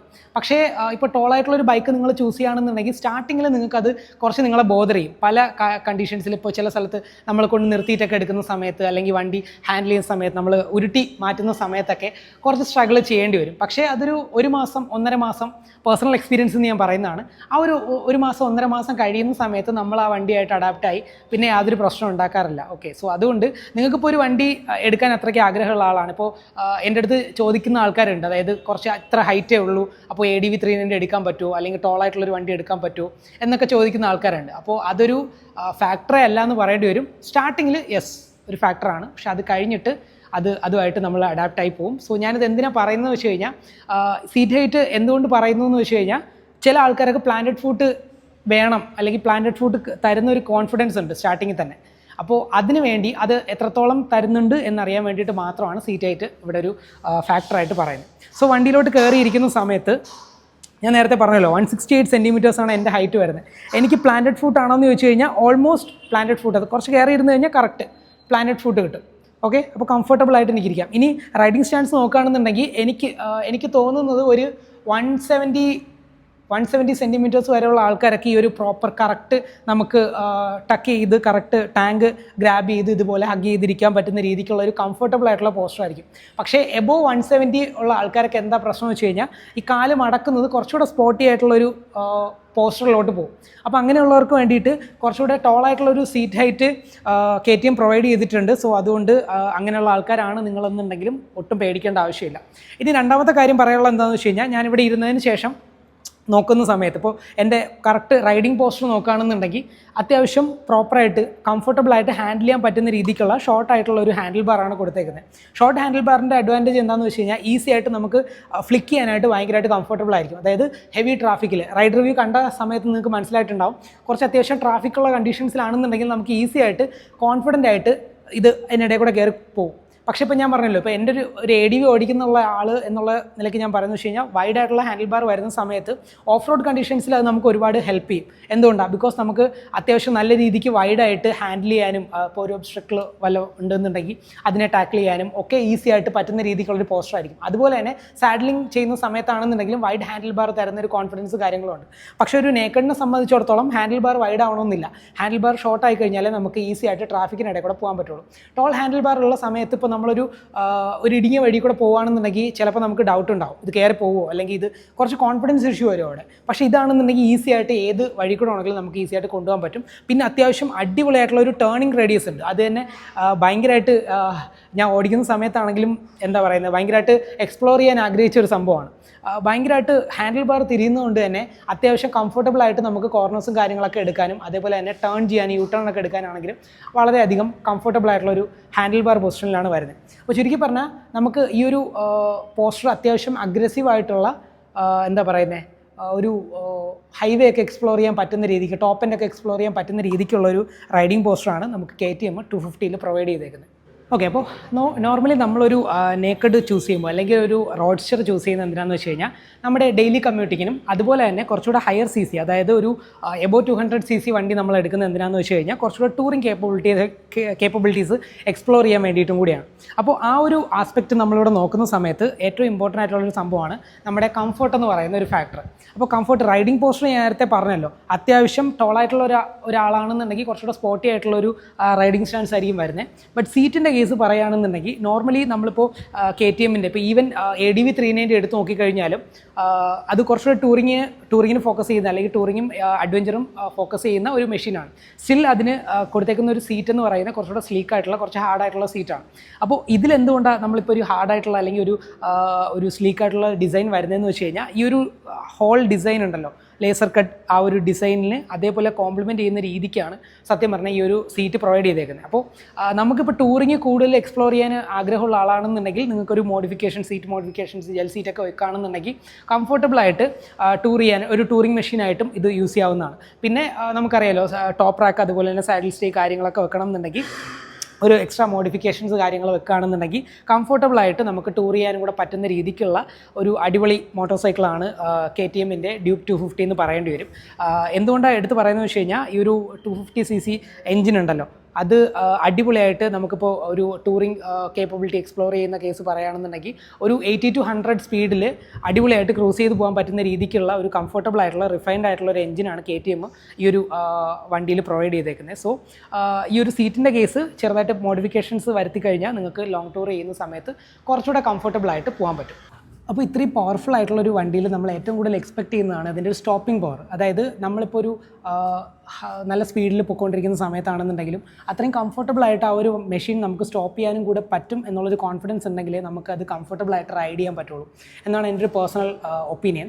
അപ്പോൾ അത് വെച്ചിട്ട് നോക്കുകയാണെന്നുണ്ടെങ്കിൽ ഇവിടെ KTM പ്രൊവൈഡ് ചെയ്തേക്കുന്നത് 320 mm ഒരു ഡിസ്ക്കാണ് പ്രൊവൈഡ് ചെയ്തേക്കുന്നത് ഫ്രണ്ട് ബ്രേക്കിൽ. അത് റേഡിയൽ കാലിപ്പറാണ്. അപ്പോൾ എല്ലാവർക്കും അറിയാവുന്ന കാര്യമാണ്, ഇപ്പോൾ റേഡിയലും ആക്സിയലും കമ്പയർ ചെയ്യുകയാണെന്നുണ്ടെങ്കിൽ കുറച്ചുകൂടെ സ്റ്റോപ്പിംഗ് പവറും അതുപോലെ തന്നെ കംഫർട്ടബിളായിട്ട് വണ്ടി സ്റ്റോപ്പ് ചെയ്യാനും റേഡിയൽ കാലിപ്പറാണ് കുറച്ചുകൂടെ ബെറ്റർ ആയിട്ടുള്ള ഒരു പെർഫോമൻസ് തരുന്നത്. ഇപ്പോൾ സ്പോർട്സ് ബൈക്കുകളൊക്കെ നമ്മൾ നമ്മൾ നോക്കുകയാണെന്നുണ്ടെങ്കിലും അതിലൊക്കെ യൂസ് ചെയ്യുന്നത് റേഡിയൽ കാലിപ്പർ ആയിരിക്കും. ഓക്കെ, അപ്പോൾ അങ്ങനെ 320 mm ഒരു ഫ്രണ്ട് ബ്രേക്കാണ് നമുക്ക് പ്രൊവൈഡ് ചെയ്തേക്കുന്നത്. അപ്പോൾ അതിൻ്റെ ബ്രേക്കിംഗ് കേപ്പബിലിറ്റി ഞാൻ റണ്ണിങ്ങിൽ തന്നെ നിങ്ങൾക്ക് ഡെമോ കാണിച്ചിട്ടുള്ളതാണ്. 100ൽ നിന്ന് തന്നെ നമ്മൾ ബ്രേക്ക് ചെയ്യുന്ന സമയത്ത് അടിപൊളിയായിട്ട് കംഫർട്ടബിളായിട്ട് നമുക്ക് കോൺഫിഡൻ്റ് ആയിട്ട് വണ്ടി സ്റ്റോപ്പ് ചെയ്യാനുള്ളൊരു കോൺഫിഡൻസ് കാര്യങ്ങളും ഫ്രണ്ട് ബ്രേക്ക് പ്രൊവൈഡ് ചെയ്യുന്നുണ്ട്. ഇനി റിയർ ബ്രേക്കിൻ്റെ കാര്യം പറയുകയാണെന്നുണ്ടെങ്കിൽ ഇവിടെ വരുന്നത് 240 mm ഫ്ലോട്ടിംഗ് കാലിപ്പറാണ് ഇവിടെ കൊടുത്തേക്കുന്നത്. അപ്പോൾ ഇത് ആക്സിയലിനെ കമ്പയർ ചെയ്ത് നോക്കുന്ന സമയത്ത് അത്രയ്ക്ക് സ്റ്റോപ്പിംഗ് പവർ ഉള്ള ഒരു ബ്രേക്ക് ആണോ എന്ന് ചോദിച്ചു കഴിഞ്ഞാൽ അല്ല എന്ന് തന്നെ പറയേണ്ടി വരും ഓൺ പേപ്പർ. പക്ഷേ അത്യാവശ്യം നല്ലൊരു കംഫർട്ടബിൾ ആയിട്ടുള്ള ഒരു സ്റ്റോപ്പിംഗ് പവർ ഈ ഒരു ബ്രേക്ക് നമുക്ക് പ്രൊവൈഡ് ചെയ്യുന്നുണ്ട്. ചുരുക്കി പറഞ്ഞാൽ ബ്രേക്കിംഗ് അടിപൊളിയാണ്. ഇത്രയും പവർഫുൾ ആയിട്ടുള്ള ഒരു വണ്ടിയാണെന്നുണ്ടെങ്കിൽ നമുക്ക് കോൺഫിഡൻ്റ് ആയിട്ട് വണ്ടി സ്റ്റോപ്പ് ചെയ്യാനായിട്ട് ഫ്രണ്ട് ആൻഡ് റിയർ ബ്രേക്ക് അടിപൊളിയായിട്ട് ഒരു കോൺഫിഡൻസ് പ്രൊവൈഡ് ചെയ്യുന്നുണ്ട്. ഓക്കെ, അടുത്ത് നമ്മൾ പറയാൻ പോകുന്നത് വണ്ടിയുടെ സസ്പെൻഷനെ കുറിച്ചിട്ടാണ്. അപ്പോൾ എല്ലാവർക്കും അറിയാവുന്ന കേസാണ് KTMൽ സസ്പെൻഷൻ വരുന്നത് WP എപെക്സിൻ്റെ സസ്പെൻഷനാണ് വരുന്നത്. അപ്പോൾ നോർമലി നമ്മളിപ്പോൾ ADVസിൻ്റെ വീഡിയോസ് അല്ലെ നമ്മുടെ എന്താ പറയുന്നത് ചാനലിൽ കൂടുതലും വരുന്നത്. അപ്പോൾ ഞാൻ എപ്പോഴും പറയുന്നതാണ് സസ്പെൻഷൻ ട്രാവൽ. അപ്പോൾ സോഫ്റ്റ്വെയർ സസ്പെൻഷനാണ്. ഇപ്പോൾ ADV GSൻ്റെ കാര്യങ്ങളൊക്കെ നമ്മൾ പറയുന്ന സമയത്ത് പറഞ്ഞിട്ടുണ്ട് സോഫ്റ്റ്വെയർ ആണ്, അപ്പോൾ കുറച്ചുകൂടെ കംഫർട്ടബിൾ ആണ്. പക്ഷേ നമ്മൾ ഒരിക്കലും ഒരു നേക്കഡിൻ്റെ ഒരു കാര്യം നോക്കുന്ന സമയത്ത് ഒരിക്കലും ഈ ഒരു സോഫ്റ്റ്വെയർ എന്നുള്ളൊരു ഫാക്ടർ അവിടെ കൺസിഡർ ചെയ്യാൻ പാടില്ല. എന്തുകൊണ്ടാണെന്ന് വെച്ച് കഴിഞ്ഞാൽ ഓരോ ബൈക്കിനും അതിൻ്റേതായിട്ടുള്ള പർപ്പസ് ഉണ്ടല്ലോ. അപ്പോൾ ഒരു ടൂറിംഗ് ബൈക്ക് ആണെന്നുണ്ടെങ്കിൽ സ്വാഭാവികമായിട്ടും അവിടെ ഫസ്റ്റ് പ്രയോറിറ്റി എന്ന് പറയുന്നത് കംഫർട്ടായിരിക്കും. പക്ഷേ ഇതൊരു റോഡ്സ്റ്ററാണ്, ഒരു നേക്കഡാണ്. അപ്പോൾ നേക്കഡിനെ സംബന്ധിച്ചിട്ട് എന്താ അതിൻ്റെ പ്രത്യേകത എന്ന് വെച്ച് കഴിഞ്ഞാൽ ഡെയിലി കമ്മ്യൂട്ടിംഗ് ആണ്. ഡെയിലി കമ്മ്യൂട്ടിംഗ് എന്ന് പറയുമ്പോൾ നമുക്കറിയാം ഒരുപാട് സിറ്റി ട്രാഫിക് കാര്യങ്ങൾ കണ്ടീഷൻസ് വരും. അപ്പോൾ ഈസി ആയിട്ട് നമുക്ക് മാന്യൂവർ ചെയ്യാനും അതേപോലെ തന്നെ നമുക്ക് ഇപ്പോൾ ഒരു ഹൈ സ്പീഡ് കോർണർ എടുക്കുകയാണെന്നുണ്ടെങ്കിൽ അതിനാണെന്നുണ്ടെങ്കിൽ അതായത് ഒരു സ്പോർട്ടി നേച്ചറുള്ള ഒരു വണ്ടിയായിരിക്കും നോർമലി നേക്കഡ് എന്ന് പറയുന്നത്. അപ്പോൾ ആ ഒരു സ്പോർട്ടി നേച്ചർ നല്ല രീതിക്ക് ലീൻ ആംഗിൾ പ്രൊവൈഡ് ചെയ്യാനും അതേപോലെ നല്ല രീതിക്ക് ഒരു കോർണർ എടുക്കാനും കോർണറിൽ സ്റ്റെബിലിറ്റിയും കാര്യങ്ങളൊക്കെ പ്രൊവൈഡ് ചെയ്യുന്നതിൽ ഒരു സ്റ്റിഫർ ആയിട്ടുള്ള സസ്പെൻഷൻ ആയിരിക്കും കുറച്ചുകൂടെ കംഫർട്ടബിൾ. ഓക്കെ, ബട്ട് സ്റ്റിൽ നമുക്കിവിടെ KTM പ്രൊവൈഡ് ചെയ്തേക്കുന്നത് WP എപെക്സിൻ്റെ 43 mm സസ്പെൻഷനാണ്. അപ്പോൾ ഇതിൻ്റെ ട്രാവൽ വരുന്നത് 150 mm ആണ് ഇതിൻ്റെ ട്രാവൽ വരുന്നത്. അപ്പോൾ നമ്മൾ റിയർ മോണോഷോക്ക് നോക്കുകയാണെന്നുണ്ടെങ്കിൽ മോണോഷോക്ക് ഇതാ ഈ ഒരു രീതിക്കാണ് ഇവിടെ മൗണ്ട് ചെയ്തേക്കുന്നത്. ഇപ്പോൾ നോർമലി പല ബൈക്കുകളിലും മിഡിൽ പോർഷനിലായിട്ട് ആ ഒരു സ്വിംഗ് ആമിൻ്റെ കറക്റ്റ് മിഡിലായിട്ട് വരുന്ന രീതിക്കാണ് നോർമലി ഞാൻ കണ്ടിട്ടുള്ളത്. ബട്ട് ഇവിടെ കുറച്ചുകൂടെ ഒന്ന് സൈഡിലോട്ടായിട്ടാണ് ഈ ഒരു നമ്മുടെ മോണോഷോക്ക് ഇത് ചെയ്തേക്കുന്നത്, ഇൻസ്റ്റാൾ ചെയ്തേക്കുന്നത്. അപ്പോൾ ഇതിൻ്റെ ട്രാവൽ വരുന്നത് 150 mm തന്നെയാണ് ഇതിൻ്റെയും ഒരു ട്രാവൽ വരുന്നത്. പിന്നെ ഏറ്റവും ഇമ്പോർട്ടൻ്റ് ആയിട്ടുള്ള കാര്യം എന്ന് വെച്ച് കഴിഞ്ഞാൽ സസ്പെൻഷൻ്റെ കൂടെ തന്നെ നമ്മൾ സ്വിംഗ് ആം നോക്കുകയാണെന്നുണ്ടെങ്കിൽ കുറച്ചുകൂടെ ഷോർട്ട് ആയിട്ടുള്ളൊരു സ്വിംഗ് ആമാണ് ഇവിടെ കൊടുത്തേക്കുന്നത്. നോർമലി ഷോർട്ട് ആയിട്ടുള്ള സ്വിംഗ് ആമിൻ്റെ പ്രത്യേകത എന്താണെന്ന് വെച്ച് കഴിഞ്ഞാൽ നമുക്ക് ഇപ്പോൾ കോർണർ ചെയ്യുന്ന സമയത്ത് ഭയങ്കരമായിട്ട് ഒരു ലീൻ ആംഗിൾ പ്രൊവൈഡ് ചെയ്യാനും അതുപോലെ തന്നെ ഈ ഒരു ലീൻ ആംഗിളിൽ തന്നെ നല്ല രീതിക്കുള്ള ഒരു സ്റ്റെബിലിറ്റിയും കാര്യങ്ങളൊക്കെ പ്രൊവൈഡ് ചെയ്യാനായിട്ട് ഈ ഒരു ടൈപ്പ് ഷോർട്ട് തീരെ ഷോർട്ടൊന്നുമല്ല കേട്ടോ, ഒരു സ്പോർട്ട് ബൈക്കിലൊക്കെ ഉണ്ടാകുന്ന പോലെ അത്ര ഷോർട്ടല്ല. ബട്ട് സ്റ്റിൽ ഈ ഒരു ഷോർട്ടായിട്ടുള്ള നോർമലി നമ്മൾ വണ്ടികളെ കമ്പയർ ചെയ്യുമ്പോൾ ഉള്ളതിനെക്കാട്ടിലും കുറച്ചുകൂടെ ഒന്ന് ഷോർട്ടായിട്ടുള്ളൊരു സ്വിംഗ് ആമാണ് പ്രൊവൈഡ് ചെയ്തേക്കുന്നത്. അതുകൊണ്ട് കൂടുതൽ സ്റ്റെബിലിറ്റിയും കാര്യങ്ങളൊക്കെ കോർണറിങ് സമയത്ത് നമുക്ക് കൂടുതൽ എക്സ്പ്ലോർ ചെയ്യാനും ഒക്കെ സാധിക്കുന്ന രീതിക്കുള്ള ഒരു സസ്പെൻഷൻ ഒരു സ്വിംഗ് ആമാണ് ഇവിടെ 250ൽ ഡ്യൂക്ക് പ്രൊവൈഡ് ചെയ്തേക്കുന്നത്, KTM പ്രൊവൈഡ് ചെയ്തേക്കുന്നത്. ഇനി നമ്മൾ പറയാൻ പോകുന്നത് ഈ വണ്ടിയുടെ നമ്മൾ ഹാർട്ട് എന്നൊക്കെ പറയത്തില്ലേ, നമ്മൾ എൻജിൻ്റെ സ്പെസിഫിക്കേഷൻസ് ആണ് ഇനി പറയാൻ പോകുന്നത്. ഇത് ഓൾറെഡി എല്ലാവർക്കും അറിയായിരിക്കും. അപ്പോൾ എന്നാലും ഞാൻ ഇത് നമ്മുടെ റൈഡ് റിവ്യൂ പാർട്ടിൽ ഞാൻ പറഞ്ഞിട്ടുണ്ടായിരുന്നു. ചില കാര്യങ്ങൾ റണ്ണിങ്ങിൽ കുറച്ച് കാര്യങ്ങൾ പറഞ്ഞിട്ടുണ്ടായിരുന്നു. അതിൻ്റെ എക്സ്പ്ലനേഷൻ ഇനി നമ്മൾ ഇരുന്ന് സംസാരിക്കുന്ന സമയത്തായിരിക്കും പറയുന്നതെന്ന് പറഞ്ഞിട്ടുണ്ടായിരുന്നു.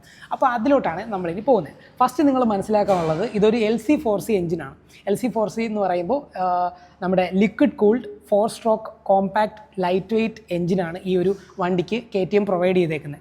ഇതെന്താ സംഭവം എന്ന് വെച്ച് കഴിഞ്ഞാൽ നോർമലുള്ള ഒരു 250cc നേരത്തെ ഉണ്ടായിരുന്ന എഞ്ചിനെക്കാട്ടിലും കുറച്ചുകൂടെ കോമ്പാക്റ്റ് ആയിട്ടുള്ള ലൈറ്റ് വെയ്റ്റ് ആയിട്ടുള്ള ഒരു എഞ്ചിനാണ് ഇവിടെ പ്രൊവൈഡ് ചെയ്തേക്കുന്നത്. ഇനി രണ്ടാമത്തെ കാര്യം എന്താണെന്ന് വെച്ച് കഴിഞ്ഞാൽ ഇപ്പോൾ 250ൽ വരുന്നത് ഒരു ലിക്വിഡ് കൂൾഡ് ആയിട്ടുള്ള SOHC എഞ്ചിനാണ്. അപ്പോൾ നോർമലി നമ്മൾ ബൈക്കുകളുടെ കേസ് പറയുകയാണെങ്കിൽ ഇപ്പോൾ ഞാൻ റിവ്യൂ ചെയ്യുന്ന സമയത്ത് പറഞ്ഞിട്ടുള്ള DOHC, ഇത് DOHC ആണ്, ഇത് SOHC ആണ്. അപ്പോൾ നോർമലി DOHC പറയുന്ന സമയത്ത് ഞാൻ എക്സ്പ്ലെയിൻ ചെയ്തിട്ടില്ല. ബട്ട് ഇത്തവണ നമ്മൾ ഡീറ്റെയിൽഡ് ആയിട്ട് എക്സ്പ്ലെയിൻ ചെയ്യാൻ പോവുകയാണ്. എന്താണ് SOHC engine? Single over head cam shaft ആണ് നമ്മുടെ SOHC എഞ്ചിൻ്റെ ഫുൾ ഫോം പറയുന്നത്. Okay, single over head cam shaft എന്ന് പറയുമ്പോൾ നമ്മളിപ്പോൾ എഞ്ചിൻ്റെ വർക്കിംഗ് നോക്കുകയാണെന്നുണ്ടെങ്കിൽ ക്യാം ഷാഫ്റ്റ് അല്ലെങ്കിൽ ക്യാം ഫോളോവർ കാര്യങ്ങൾ ഞാൻ ഡീറ്റെയിൽഡ് ആയിട്ട് ഒരു ADVയുടെ വീഡിയോ നമ്മൾ ഹിമാലയൻ്റെ വീഡിയോ ചെയ്ത സമയത്ത് പറഞ്ഞിട്ടുണ്ടായിരുന്നു. അതായത് ക്യാം ഷാഫ്റ്റ് എന്ന് പറഞ്ഞു കഴിഞ്ഞാൽ നമ്മുടെ വണ്ടിക്ക് ഒരു എഞ്ചിനിൽ വാൽവ് എന്ന് പറയുന്നൊരു ഐറ്റം ഉണ്ട്. വാൽവാണ് നമ്മുടെ എഞ്ചിനകത്തോട്ട് നമ്മുടെ കമ്പഷൻ ചേമ്പറിലോട്ട് ഫ്യൂവലും അതേപോലെ തന്നെ കമ്പഷൻ നടന്നതിന് ശേഷം നമ്മുടെ ഗ്യാസും എക്സോസ്റ്റ് ഗ്യാസും കാര്യങ്ങളൊക്കെ നമ്മുടെ എക്സോസ്റ്റ് പൈപ്പ് വഴി പുറത്തോട്ട് കൊണ്ടുപോകുന്നത് എന്താണ്? നമ്മുടെ ഈ ഒരു വാൽവ് സിസ്റ്റം വഴിയാണ്. അപ്പോൾ SOHC എഞ്ചിൻ്റെ പ്രത്യേകത എന്താണെന്ന് വെച്ച് കഴിഞ്ഞാൽ അവിടെ ഒരൊറ്റ ക്യാമേ ഉള്ളൂ, ഒരൊറ്റ ക്യാം ഷാഫ്റ്റാണ് ഈ നമ്മുടെ വാൽവിൻ്റെ ഓപ്പറേഷൻസ് കൺട്രോൾ ചെയ്യുന്നത്. അപ്പോൾ DOHC എഞ്ചിൻ വരുവാണെന്നുണ്ടെങ്കിൽ അവിടെ ഡുവൽ ക്യാം ഷാഫ്റ്റ് ഉണ്ടാവും, അതായത് 2 ക്യാം ഷാഫ്റ്റ് ഉണ്ടാവും. അത് എക്സോസ്റ്റ് ഇൻലെറ്റ് വാൽവിന് വേണ്ടിയിട്ട് ഒരു ക്യാം ഷാഫ്റ്റ് പ്രൊവൈഡ് ചെയ്തിട്ടുണ്ടാവും, എക്സോസ്റ്റ് വാൽവിന് വേണ്ടിയിട്ട് ഒരു ക്യാം ഷാഫ്റ്റ് പ്രൊവൈഡ് ചെയ്തിട്ടുണ്ടാവും. അപ്പോൾ ഇത് തമ്മിലുള്ള ഡിഫറൻസ് എന്താണെന്ന് വെച്ച് കഴിഞ്ഞാൽ SOHC എഞ്ചിനാണെങ്കിൽ ഞാൻ ഓടിച്ച സമയത്ത് പറഞ്ഞു ബോട്ടം എൻഡിൽ കുറച്ചുകൂടി ഒരു പിടുത്തം കിട്ടുന്നുണ്ട്, കുറച്ചുകൂടി ടോർക്ക് കിട്ടുന്നുണ്ടെന്ന് പറഞ്ഞില്ലേ, അത് തന്നെയാണ് SOHC എഞ്ചിൻ്റെ ഏറ്റവും മെയിൻ ആയിട്ടുള്ള ഒരു ഫീച്ചർ എന്ന് പറയുന്നത്. അതായത് ബോട്ടം എൻഡ് ടോർക്ക് കുറച്ചുകൂടെ ബെറ്റർ ആയിരിക്കും. ഓക്കെ, ഇനി രണ്ടാമത്തെ കാര്യം എന്ന് വെച്ചാൽ ടോപ്പ് എൻഡ്, നമ്മൾ ടോപ്പ് എൻഡിലോട്ട് കയറുന്ന സമയത്ത് DOHC എഞ്ചിനെ കമ്പയർ ചെയ്യുമ്പോൾ അത്രയും ഒരു പവറും കാര്യങ്ങളും ടോപ്പ് എൻഡും പ്രൊവൈഡ് ചെയ്യാനായിട്ട് കുറച്ച് ഒരു എന്താ പറയുന്നത് ബുദ്ധിമുട്ടാണ് SOHC എഞ്ചിൻ്റെ കേസ് പറയുകയാണെന്നുണ്ടെങ്കിൽ.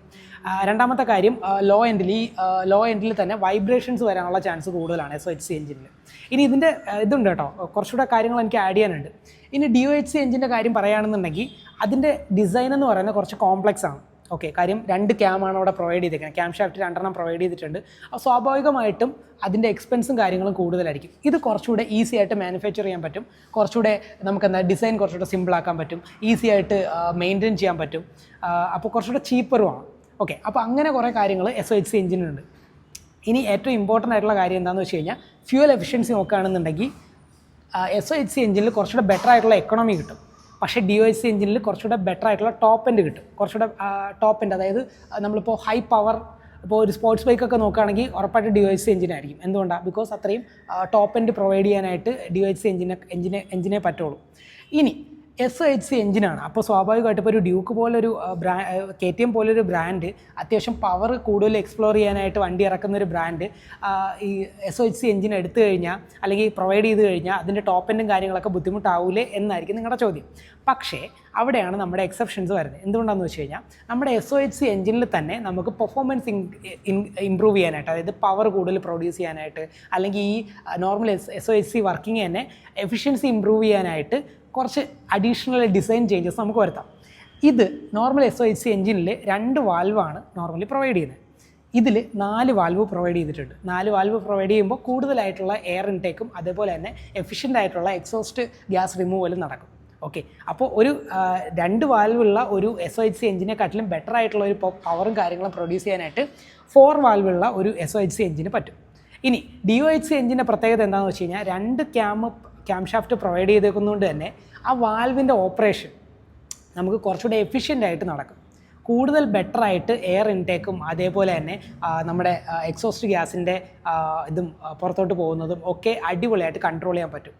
ഈവൻ 4 വാൽവ് നമ്മൾ വെച്ച് കഴിഞ്ഞാലും സിമിലർ സ്പെക്കുള്ള ഒരു DOHC എഞ്ചിനെ കമ്പയർ ചെയ്യുമ്പോൾ അതിൻ്റെ അത്രയും പവർ ഔട്ട്പുട്ട് ഈ ഒരു SOHC എഞ്ചിൻ വിത്ത് 4 വാൽവ് പ്രൊഡ്യൂസ് ചെയ്യുന്നുണ്ടോ എന്ന് ചോദിച്ചു കഴിഞ്ഞാൽ ഇല്ലയെന്ന് പറയേണ്ടി വരും. ബട്ട് സ്റ്റിൽ SOHC എഞ്ചിനെ കൊണ്ട് നല്ല രീതിക്ക് പവർ പ്രൊഡ്യൂസ് ചെയ്യാൻ പറ്റുന്ന രീതിക്കാണ് ഈ ഒരു എഞ്ചിൻ ഡിസൈൻ ചെയ്തേക്കുന്നത് എന്ന് നിങ്ങൾ മനസ്സിലാക്കുക. ഓക്കെ, അതേപോലെ തന്നെ നമ്മൾ വാൽവിൻ്റെ ഡയമീറ്റർ അതിൻ്റെ വലിപ്പം കൂട്ടിയും ഒക്കെ നമുക്ക് ഇതിൻ്റെ എഫിഷ്യൻസി കൂട്ടാവുന്നതാണ്. അതായത് മീൻസ് കമ്പഷൻ നടക്കുന്ന കൂടുതൽ എയർ ഇൻടേക്ക് നടത്തിയിട്ട് കൂടുതൽ പവർ പ്രൊഡ്യൂസ് ചെയ്യാൻ പറ്റുന്നതാണ്. ബട്ട് ഞാൻ കമ്പയർ ചെയ്യുന്നല്ല DOHC ആയിട്ട്, ബട്ട് SOHCയിൽ നല്ല രീതിക്ക് ബെറ്റർ ആയിട്ടുള്ള ഒരു എഞ്ചിനാണ് പ്രൊവൈഡ് ചെയ്തേക്കുന്നതെന്ന് പറഞ്ഞു തന്നേ ഉള്ളൂ. ഓക്കെ, അപ്പോൾ അത്രയാണ് എനിക്ക് എഞ്ചിൻ്റെ കാര്യത്തിൽ പറയാനുള്ളത്. ഭയങ്കരമായിട്ട് ഇപ്പോൾ ഇത്രയും ഞാനിപ്പോൾ സിറ്റി കണ്ടീഷനിൽ ഓടിച്ച സമയത്ത് ഞാൻ ഇടയ്ക്ക് പറഞ്ഞിട്ടുണ്ടായിരുന്നു എൻ്റെ ലെഫ്റ്റ് ഫുട്ടിൽ ഇത് ചെറുതായിട്ടൊരു ഹീറ്റ് ഒഴിച്ചു കഴിഞ്ഞാൽ ബാക്കി അങ്ങനെ വലുതായിട്ടൊരു ഹീറ്റിംഗ് ഇഷ്യൂ കാര്യങ്ങളൊന്നും ഉള്ളതായിട്ട് എനിക്ക് ഫീൽ ചെയ്തില്ല. അപ്പോൾ അത്യാവശ്യം നല്ല രീതിക്ക് ഉള്ളൊരു ഹീറ്റ് മാനേജ്മെൻറ്റും കാര്യങ്ങളും കൊടുത്തിട്ടുണ്ടെന്ന് പറയാം. പിന്നെ ഇതിൻ്റെ റേഡിയേറ്ററിൻ്റെ കാര്യം നോക്കുകയാണെന്നുണ്ടെങ്കിൽ ഒരു കുഞ്ഞ് റേഡിയേറ്ററാണ്, ബട്ട് സ്റ്റിൽ ഒരു കർവ്ഡ് ആയിട്ടുള്ള റേഡിയേറ്ററാണ് പ്രൊവൈഡ് ചെയ്തേക്കുന്നത് കേട്ടോ. കർവ്ഡ് റേഡിയേറ്ററിൻ്റെ പ്രത്യേകത എന്താണെന്ന് വെച്ച് കഴിഞ്ഞാൽ കുറച്ചുകൂടെ സർഫസ് ഏരിയയും കാര്യങ്ങളും കൂടും. സർഫസ് ഏരിയ കൂടുമ്പോഴത്തേക്ക് കൂടുതലായിട്ടും നമുക്ക് ഹീറ്റ് കൂടുതൽ മാനേജ് ചെയ്യാനും പറ്റും. ഓക്കെ, പക്ഷേ ഒറ്റ ഫാനേ ഉള്ളൂ. ഓക്കെ, 390 നോക്കുകയാണെങ്കിൽ 2 ഫാൻ വരും. അപ്പോൾ അത് മാത്രമേ ഉള്ളൂ, ബട്ട് അത്രയും ഹീറ്റ് പ്രൊഡ്യൂസ് ചെയ്യുന്നില്ല. അത് കുറച്ചുകൂടെ വലിയ എഞ്ചിനല്ലേ. സോ അങ്ങനെയാണ് എഞ്ചിൻ്റെ കാര്യം പറയാനുള്ളത്. ഇനി എനിക്ക് എടുത്ത് പറയാനുള്ളത് ഈ ഒരു വണ്ടിയുടെ ടാങ്ക് റേഞ്ചാണ്. അതായത് ഇപ്പോൾ നോർമലി നമ്മളിപ്പോൾ ഒരു ടൂറിംഗ് പർപ്പസിൽ ഇപ്പോൾ എൻ്റെ വണ്ടി ഇപ്പോൾ GS ആണെന്നുണ്ടെങ്കിലും ടൂറിംഗ് പർപ്പസിനായിട്ടുള്ള കൂടുതൽ ഫോക്കസ് ചെയ്തേക്കുന്ന വണ്ടിയാണ്. ബട്ട് സ്റ്റിൽ അതിൽ 11.5 ലിറ്ററേ ഉള്ളൂ ടാങ്ക് കപ്പാസിറ്റി. അപ്പോൾ അത് ഭയങ്കരമായിട്ട് ഡിസപ്പോയിൻറ്റിംഗ് ആയിട്ടുള്ളൊരു സംഭവമാണ്. പക്ഷേ ഒരു നേക്കഡ് ബൈക്കിനെ സംബന്ധിച്ചിടത്തോളം 15 ലിറ്ററിൻ്റെ ഒരു ടാങ്കാണ് നമുക്ക് KTM ഇവിടെ പ്രൊവൈഡ് ചെയ്തേക്കുന്നത്. അത് ഭയങ്കരമായിട്ട് അപ്രീഷിയേറ്റ് ചെയ്യുന്നൊരു കാര്യമാണ്. കാര്യം ഈ ഒരു വണ്ടി ഞാൻ പറഞ്ഞില്ല, ഇതിൻ്റെ ടൂറിംഗ് കേപ്പബിലിറ്റിനെ കുറിച്ചിട്ടാണ് ഞാനിവിടെ മെൻഷൻ ചെയ്യാനായിട്ട് ആഗ്രഹിക്കുന്നത്. അതായത് ചെറിയൊരു മോഡിഫിക്കേഷൻ കൂടെ വരുത്തി കഴിഞ്ഞാൽ നമുക്ക് ഈ ഒരു 15 ലിറ്റർ ടാങ്ക് വെച്ചിട്ട് അത്യാവശ്യം ഇപ്പോൾ നല്ല രീതിക്ക് മര്യാദയ്ക്ക് ഓടിക്കുകയാണെന്നുണ്ടെങ്കിൽ എനിക്ക് തോന്നുന്നു ഒരു 35 ഒക്കെ കിട്ടും മൈലേജ്. പിന്നെ കുറച്ച് അഗ്രസീവായിട്ട് ഓടിക്കുകയാണെങ്കിൽ 25 to 30 ആ റേഞ്ചിലായിരിക്കും നിങ്ങളുടെ മൈലേജ് വരുന്നത്. അല്ലാന്നുണ്ടെങ്കിൽ 30 to 35 ആ റേഞ്ചിൽ മൈലേജ് കിട്ടും. അപ്പോൾ ആ ഒരു 30-35 റേഞ്ച് മൈലേജ് വെച്ച് ഈ ഒരു 15 ലിറ്റർ ടാങ്കും കൂടെ വരുമ്പോഴത്തേക്ക് അത്യാവശ്യം അടിപൊളിയായിട്ടുള്ള ഒരു ടൂറിംഗ് ബൈക്കായിട്ട് നമുക്കിത് യൂസ് ചെയ്യാൻ പറ്റുന്നതാണ്. അപ്പോൾ അതാണ് എനിക്കിവിടെ പറയാനുള്ളത്. 15 ലിറ്റർ ടാങ്ക് കപ്പാസിറ്റി എന്ന് പറഞ്ഞു കഴിഞ്ഞാൽ ഒരു ബിഗ് ടിക്ക് നമ്മൾ കൊടുക്കേണ്ടി വരും അവിടെ. ഇനി നമ്മൾ സ്വിച്ചസിൻ്റെ കാര്യം പറയുകയാണെന്നുണ്ടെങ്കിൽ ഇവിടെ റൈറ്റ് സൈഡിലായിട്ട് നമ്മുടെ എൻജിൻ ഓൺ ഓഫ് സ്വിച്ച് ഉണ്ട്. ഇവിടെ താഴെ ഇഗ്നിഷൻ നമ്മുടെ ഓൺ ആക്കുന്ന സെൽഫ് സ്റ്റാർട്ടാക്കുന്ന ബട്ടൺ കൊടുത്തിട്ടുണ്ട്. ഇവിടെ ബ്രേക്ക് ലിവറും കാര്യങ്ങളും വരുന്നുണ്ട്. ഇപ്പുറത്തെ സൈഡ് നോക്കുകയാണെന്നുണ്ടെങ്കിൽ ടിപ്പിക്കൽ KTM ടോഗിൾ സിസ്റ്റം അറിയാമല്ലോ നിങ്ങൾക്ക്, അതിവിടെ പ്രൊവൈഡ് ചെയ്തിട്ടുണ്ട്. ഇവിടെ ഹസാർഡ് സ്വിച്ച് ഉണ്ട്, അതേപോലെ തന്നെ ഇൻഡിക്കേറ്റർ ഉണ്ട്. ഹോണിൻ്റെ കാര്യം ഞാൻ നേരത്തെ പറഞ്ഞു, ഞാൻ കുറച്ചുകൂടെ പ്രിഫർ ചെയ്യുന്ന കുറച്ചുകൂടെ ഒരു ലൗഡായിട്ടുള്ള ഒരു ഹോണാണ്, പേഴ്സണൽ പ്രിഫറൻസ്. ഇവിടെ ഇൻ്റഗ്രേറ്റഡ് ആയിട്ടുള്ള ഒരു പാസ്, അതുപോലെ തന്നെ high beam low beam switch കൊടുത്തിട്ടുണ്ട്. ഇൻ്റഗ്രേറ്റഡ് ആണ് അത് സ്വിച്ച്. അതിന് മുന്നേ പറയാനുള്ള കാര്യം എന്ന് വെച്ചാൽ നമ്മളിവിടെ ടോഗിൾ ചെയ്യുന്ന സ്വിച്ച് നോക്കിക്കഴിഞ്ഞാലും നമ്മൾ ലൈറ്റ് പ്രൊവൈഡ് ചെയ്തിട്ടുണ്ട്. ഇവിടെ സെൽഫിൻ്റെ സൈഡിലാണെന്നുണ്ടെങ്കിലും ലൈറ്റ് പ്രൊവൈഡ് ചെയ്തിട്ടുണ്ട്. അത് വലിയൊരു ഇനിഷ്യേറ്റീവായിട്ട് പറയേണ്ടി വരും. ബിക്കോസ് നമുക്ക് നൈറ്റ് ടൈമിലൊക്കെ അന്യായ വൈബായിരിക്കും ഈ ഒരു സ്വിച്ച് സിസ്റ്റം കാര്യങ്ങളൊക്കെ കാണാനായിട്ട്. പിന്നെ മീറ്റർ കൺസോളിലോട്ട് പോകുകയാണെന്നുണ്ടെങ്കിൽ എനിക്ക് തോന്നുന്നില്ല, എനിക്ക് കൂടുതൽ ഡീറ്റെയിൽ ആയിട്ട് പറയണമെന്ന് തോന്നുന്നില്ല. റൈഡിംഗ് മോഡ്സ് ഉണ്ട്. റൈഡിംഗ് മോഡ്സ് വരുന്നത് നമുക്ക് ABS ഓൺ ഓഫ് ആക്കാം. അതേപോലെ തന്നെ നമുക്ക് അതായത് ട്രാക്കും അതേപോലെ തന്നെ സ്ട്രീറ്റും 2 മോഡ് വരുന്നുണ്ട്.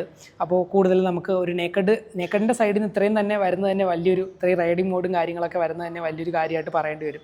പിന്നെ ബാറ്ററി നമ്മുടെ ചാർജ് ഇൻഡിക്കേഷൻ കൊടുത്തിട്ടുണ്ട്. അതുപോലെ തന്നെ നമ്മുടെ ട്രിപ്പിൻ്റെ സ്പീഡും കാര്യങ്ങളും എത്ര കിലോമീറ്റർ കാര്യങ്ങൾ കൊടുത്തിട്ടുണ്ട്. അതുപോലെ തന്നെ ആവറേജ് കൺസപ്ഷൻ കൊടുത്തിട്ടുണ്ട്. അതുപോലെ തന്നെ നമ്മുടെ ടാക്കോമീറ്റർ, അതേപോലെ തന്നെ സ്പീഡ്, അതുപോലെ തന്നെ ഗിയർ പൊസിഷൻ എല്ലാം അടിപൊളിയായിട്ട് അത്യാവശ്യം വാർണിംഗ് സൈൻസ് കാര്യങ്ങളും എല്ലാം പ്രോപ്പറായിട്ട് വിസിബിൾ ആകുന്ന രീതിയിൽ. ഞാൻ പറഞ്ഞല്ലോ, ഞാൻ പേഴ്സണലി ഒരു TFT സ്ക്രീനിൻ്റെ ഒരു ഫാനല്ല. അപ്പോൾ നോർമലി നമുക്ക് പ്രോപ്പറായിട്ട് കാണാൻ പറ്റുന്ന രീതിക്കുള്ള മീറ്റർ കൺസോൾ ഏതാണെന്നുണ്ടെങ്കിൽ കംഫർട്ടബിൾ ആവുന്ന രീതിക്കുള്ള ഒരു ആളാണ് ഞാൻ. ബട്ട് സ്റ്റിൽ ഇത്രയും ഒരു എഫേർട്ട് ഇട്ട് അത്യാവശ്യം നല്ല രീതിക്ക് വിസിബിൾ ആയിട്ടുള്ള, ഈവൻ അത്യാവശ്യം നല്ല വെയിലുള്ള കണ്ടീഷനിലാണെന്നുണ്ടെങ്കിൽ നമുക്ക് പ്രോപ്പറായിട്ട് കാണാൻ പറ്റുന്ന രീതിക്കുള്ള ഒരു മീറ്റർ കൺസോൾ പ്രൊവൈഡ് ചെയ്തേക്കുന്നത് വലിയൊരു കാര്യമായിട്ട് തന്നെ പറയേണ്ടി വരും. പ്രത്യേകിച്ച് ഡ്യൂക്ക് 250 ഇറങ്ങിയ സമയം തൊട്ട് നമുക്കറിയാം, നമ്മളെല്ലാവരും വെയിറ്റ് ചെയ്തിരുന്നതാണ് ഇതിലൊരു TFT സ്ക്രീൻ, അതായത് 390 പോലെ ഒരു TFT സ്ക്രീൻ എന്ന് വരും എന്നുള്ള രീതിയിൽ എക്സ്പെക്ട് ചെയ്തിരുന്ന ഒരുപാട് ആൾക്കാരെ എനിക്കറിയാം. എന്തെങ്കിലും അപ്ഗ്രേഡ് ഉണ്ടോ എന്ന് ഇങ്ങനെ ചോദിച്ചുകൊണ്ടിരിക്കും നമ്മൾ സർവീസ് സെൻറ്ററിൽ കയറിയിട്ട്. അപ്പോൾ ഫൈനലി അത് എത്തിയിട്ടുണ്ട്. അത് അടിപൊളി കംഫർട്ടബിൾ ആയിട്ടുള്ള, എന്താ പറയുന്നത്, നല്ല രീതിക്ക് 390യുടെ സെയിം ആയിട്ടുള്ള തന്നെ ഒരു മീറ്റർ കൺസോളും കാര്യങ്ങളും വന്നിട്ടുണ്ട്. അപ്പോൾ അത് തന്നെ എടുത്ത് പറയേണ്ടതാണ്. അത് പ്രോപ്പറായിട്ട് വിസിബിളും കാര്യങ്ങളും ഒക്കെയാണ്. പിന്നെ അതിൽ നമുക്ക് ഡിസൈൻ തന്നെ അതിൻ്റെ ഓറിയൻറ്റേഷനും കാര്യങ്ങളൊക്കെ മാറ്റാനുള്ള ഓപ്ഷനുണ്ട്. അപ്പോൾ അങ്ങനെ ഒരുപാട് ഫീച്ചേഴ്സും കാര്യങ്ങളും കൊടുത്തിട്ടുണ്ട്. ഹെഡ്ലൈറ്റിൻ്റെ കാര്യം പറയുകയാണെന്നുണ്ടെങ്കിൽ എനിക്ക് തോന്നുന്നില്ല ഞാനിതിൽ ഡീറ്റെയിൽഡ് ആയിട്ട് പറയേണ്ട ആവശ്യമുണ്ടെന്ന് തോന്നുന്നില്ല. നമുക്ക് എല്ലാവർക്കും അറിയാവുന്ന കേസാണ്. അത്യാവശ്യം നല്ല വിസിബിലിറ്റി ഉള്ള, നമുക്ക് നൈറ്റ് ടൈമിൽ അടിപൊളിയായിട്ട് വിത്തൗട്ട് മോഡിഫിക്കേഷൻസ് പോകാൻ പറ്റുന്ന രീതിക്കുള്ള അടിപൊളിയായിട്ടുള്ള ഒരു ഹെഡ്ലൈറ്റാണ് KTM വർഷങ്ങളായിട്ട് ഡ്യൂക്കിൽ പ്രൊവൈഡ് ചെയ്തേക്കുന്നത്. സോ ഈ ഒരു LED ഹെഡ്ലൈറ്റ് ഒന്നും പറയാനില്ല, അടിപൊളിയാണ്, അന്യായ പെർഫോമൻസ് തരുന്ന ഒരു ഹെഡ്ലൈറ്റാണ് KTM പ്രൊവൈഡ് ചെയ്തേക്കുന്നത്. നമ്മൾ വണ്ടിയുടെ ഗ്രൗണ്ട് ക്ലിയറൻസ് നോക്കുകയാണെന്നുണ്ടെങ്കിൽ 185 mm ഒരു ഗ്രൗണ്ട് ക്ലിയറൻസ് ആണ് വണ്ടിക്ക് പ്രൊവൈഡ് ചെയ്തേക്കുന്നത്. ഈവൻ ദോ അത് ഒരു അണ്ടർബെല്ലി എക്സോസ്റ്റ് ആണ് വണ്ടിക്ക് പ്രൊവൈഡ് ചെയ്തേക്കുന്നുണ്ടെങ്കിലും 180 mm എന്ന് പറയുന്നത് നമുക്ക് ഷാർപ്പായിട്ടുള്ള ബമ്പും കാര്യങ്ങളൊക്കെ വിത്ത് പില്ലിയൻ കംഫർട്ടബിളായിട്ട് വണ്ടി എടുക്കാനായിട്ട് പറ്റുന്ന രീതിക്കുള്ള ഒരു കോൺഫിഡൻസ് കാര്യങ്ങളും തരും. അപ്പോൾ അതുകൊണ്ട് അത് വലിയൊരു പ്ലസ് ആയിട്ട് നമ്മൾ എടുത്ത് പറയേണ്ടി വരും 185 mm ഗ്രൗണ്ട് ക്ലിയറൻസ്. ഓക്കെ, അപ്പോൾ നമ്മൾ ഫീച്ചേഴ്സിൻ്റെ കാര്യം പറയുമ്പോൾ ഫസ്റ്റായിട്ട് നോട്ടീസ് ചെയ്യുന്ന സംഭവമാണ് ക്വിക്ക് ഷിഫ്റ്റർ എന്ന് പറയുന്നത്. ക്വിക്ക് ഷിഫ്റ്റർ എന്ന് പറയുന്ന ഒരു കോൺസെപ്റ്റ് വരുന്നത് എവിടെയെന്ന് വെച്ച് കഴിഞ്ഞാൽ ക്ലച്ച്ലെസ് എന്ന് പറയുന്ന ഒരു ടെക്നിക്കിൽ നിന്നാണ് സത്യം പറഞ്ഞാൽ ക്വിക്ക് ഷിഫ്റ്റർ എന്ന് പറയുന്ന ഒരു കോൺസെപ്റ്റിലോട്ട് വരുന്നത്. അപ്പോൾ കൂടുതലും എന്തിനാണ് ക്വിക്ക് ഷിഫ്റ്റർ എന്ന് വെച്ച് കഴിഞ്ഞാൽ നമ്മൾ ട്രാക്കിൽ വണ്ടി ഓടിക്കുന്ന സമയത്ത് ആ ഒരു എക്സ്ട്രാ നമ്മൾ ക്ലച്ച് പിടിച്ച് ഗിയർ ഷിഫ്റ്റ് ചെയ്ത് പോകുന്ന ആ ഒരു എക്സ്ട്രാ ഒരു ഫ്രാക്ഷൻ ഓഫ് സെക്കൻഡ് ഇല്ലേ, അത് ലാഭിക്കാൻ വേണ്ടിയാണ് ആക്ച്വലി ഈ ഒരു ക്ലച്ച്ലെസ് ടെക്നിക്ക് അല്ലാന്നുണ്ടെങ്കിൽ നമ്മുടെ ക്വിക്ക് ഷിഫ്റ്റർ എന്ന് പറയുന്ന ഒരു ഫീച്ചറിലോട്ട് ബൈക്കുകൾ വരുന്നത്. അപ്പോൾ ഈ ഒരു വണ്ടിയുടെ ട്രാക്ക് കേപ്പബിലിറ്റീസിനെ കുറിച്ച് ഞാൻ നേരത്തെ പറഞ്ഞു. അതിൽ 2 മോഡുണ്ട്, ട്രാക്ക് മോഡും അതേപോലെ തന്നെ സ്ട്രീറ്റ് മോഡും ഉണ്ട്. അപ്പോൾ സ്വാഭാവികമായിട്ട് നമുക്ക് ട്രാക്കിൽ ഓടിക്കുന്ന സമയത്താണ് ഈ ഒരു ക്വിക്ക് ഷിഫ്റ്റർ എന്ന് പറയുന്ന സംഭവത്തിൻ്റെ ആപ്ലിക്കേഷൻസ് കൂടുതൽ വരുന്നത്. ഇനി നിങ്ങൾ സ്ട്രീറ്റിൽ ഇത് ഓടിക്കുമ്പോൾ ഉള്ള പ്രശ്നം എന്താണെന്ന് വെച്ച് കഴിഞ്ഞാൽ മടിയും വരാവും, വേറെ പ്രശ്നമൊന്നുമില്ല. അപ്പോൾ ഈ ഒരു ക്വിക്ക് ഷിഫ്റ്ററുള്ള വണ്ടി നമ്മൾ യൂസ് ചെയ്ത് ഭയങ്കരമായിട്ട് ശീലമായി പോയി കഴിഞ്ഞാൽ ഭയങ്കര സുഖമാണ്, ഭയങ്കര കംഫർട്ടബിളാണ്. അപ്പോൾ അത് കഴിഞ്ഞിട്ട് നമ്മൾ നോർമലി ഒരു പഴയ വണ്ടി ഒക്കെ എടുത്ത് ഓടിക്കുന്ന സമയത്ത് നമ്മൾ നന്നായിട്ട് സ്ട്രഗിൾ ചെയ്യും. അപ്പോൾ ഓട്ടോമാറ്റിക് കുറേ നാൾ ഓടിച്ചിട്ട് പെട്ടെന്ന് മാനുവൽ കാറൊക്കെ ഓടിക്കുന്ന സമയത്ത് നമുക്കുണ്ടാകുന്ന സെയിം ഫീൽ തന്നെ ഏകദേശം അതേപോലെ. പേഴ്സണലി ഞാൻ പ്രിഫർ ചെയ്യുന്നത് കൂടുതലും ക്ലച്ച് യൂസ് ചെയ്ത്, ഈവൻ ക്വിക്ക് ഷിഫ്റ്റർ ഉണ്ടെന്നുണ്ടെങ്കിലും ക്ലച്ച് യൂസ് ചെയ്ത് ഓടിക്കാനാണ് എനിക്കിഷ്ടം. ഞാൻ പ്രിഫർ ചെയ്യുന്ന അതാണ്. അപ്പോൾ അതൊരു നല്ല ഫീച്ചറാണ് കേട്ടോ, നല്ല ഫീച്ചറാണ് പ്രൊവൈഡ് ചെയ്തേക്കുന്നത്. അപ്പോൾ അത് കംഫർട്ടബിളായിട്ട് ഈ ഒരു വണ്ടിയിൽ അത് പ്രൊവൈഡ് ചെയ്തിട്ടുണ്ട്. സെക്കൻഡ് പറയുന്നത് നേരത്തെ പറഞ്ഞ പോലെ തന്നെ റൈഡിങ് മോഡ്സും കാര്യങ്ങളും ഉണ്ട്. ABS നമുക്ക് സ്വിച്ചബിളാണ്, ABS ഓഫാക്കാം. ABS ഓഫാക്കുമ്പോൾ ശ്രദ്ധിക്കുക, ഞാൻ പറഞ്ഞല്ലോ നിങ്ങൾ മറന്നു പോകാണ്ടിരിക്കുക. സ്ട്രീറ്റിലാണെന്നുണ്ടെങ്കിൽ കഴിവതും ABS യൂസ് ചെയ്യുക. ABS അത് വിട്ടുപോയി കഴിഞ്ഞാൽ അറിയാമല്ലോ, അത് അത്രയും പവർഫുൾ ആയിട്ടുള്ള ഒരു എഞ്ചിനാണ്. സോ ബാക്ക് വീല് ലോക്ക് ചെയ്ത് കഴിഞ്ഞാൽ അല്ലെങ്കിൽ സ്കിഡായി കഴിഞ്ഞാൽ നല്ല രീതിക്ക് പണി കിട്ടും. പിന്നെ ഉള്ള കാര്യം എന്ന് വെച്ചാൽ സ്ലിപ്പർ ക്ലച്ച് കൊടുത്തിട്ടുണ്ട്. സ്ലിപ്പർ ക്ലച്ച് എന്താണെന്ന് ഞാൻ ഡീറ്റെയിൽഡ് ആയിട്ട് നേരത്തെ വീഡിയോയിൽ പറഞ്ഞിട്ടുണ്ട്. അതായത് നമുക്ക് പെട്ടെന്ന് ഇത് ചെയ്യുമ്പോൾ എൻജിൻ ബ്രേക്കിംഗ് വരുന്ന സമയത്ത്, അതായത് ഡൗൺ ഷിഫ്റ്റ് ചെയ്യുന്ന സമയത്ത് ഈ വീലിൻ്റെ റൊട്ടേഷനും അതേപോലെ തന്നെ എൻജിൻ്റെ റൊട്ടേഷനും സെയിം ആവണമെന്നില്ല.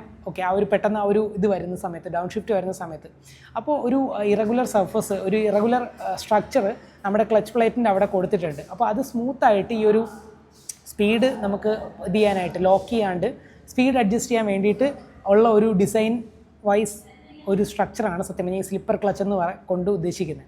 ഡീറ്റെയിൽഡ് ആയിട്ടൊരു വീഡിയോ ചെയ്യാനുള്ള ഒരു ടോപ്പിക് തന്നെ ഉണ്ട് കേട്ടോ. അപ്പോൾ അതിനെക്കുറിച്ച് ഡീറ്റെയിൽഡ് ആയിട്ട് നമുക്ക് വേറൊരു വീഡിയോയിൽ പറയാം. ബട്ട് തൽക്കാലത്തേക്ക് ഇത്രയും അറിഞ്ഞിരിക്കാം. അപ്പോൾ ഇതൊക്കെയാണ് മെയിൻ ആയിട്ടുള്ള ഫീച്ചേഴ്സ് വരുന്നത്. ബാക്കി 390 ആയിട്ടുള്ള ഡിഫറൻസ് എന്താണെന്ന് വെച്ച് കഴിഞ്ഞാൽ ഈ കോർണറിങ് ABS, അതേപോലെ തന്നെ ട്രാക്ഷൻ കൺട്രോളുണ്ട്. ട്രാക്ഷൻ കൺട്രോൾ അല്ല, ക്രൂസ് കൺട്രോളുണ്ട്. ഏതിൽ? നമ്മുടെ പുതിയ 390-ൽ. അപ്പോൾ ജസ്റ്റ് ഒരു ടൂറിംഗ് ഒക്കെ എക്സ്പ്ലോർ ചെയ്യുന്ന ആൾക്കാരൊക്കെ just traction control cruise control എന്താണെന്ന് അറിയാമെന്ന് ഞാൻ പ്രതീക്ഷിക്കുന്നു. ഒരു സ്പീഡ് സെറ്റ് ചെയ്യുക, ആ സ്പീഡിൽ തന്നെ വണ്ടി ഇങ്ങനെ പൊക്കോളും.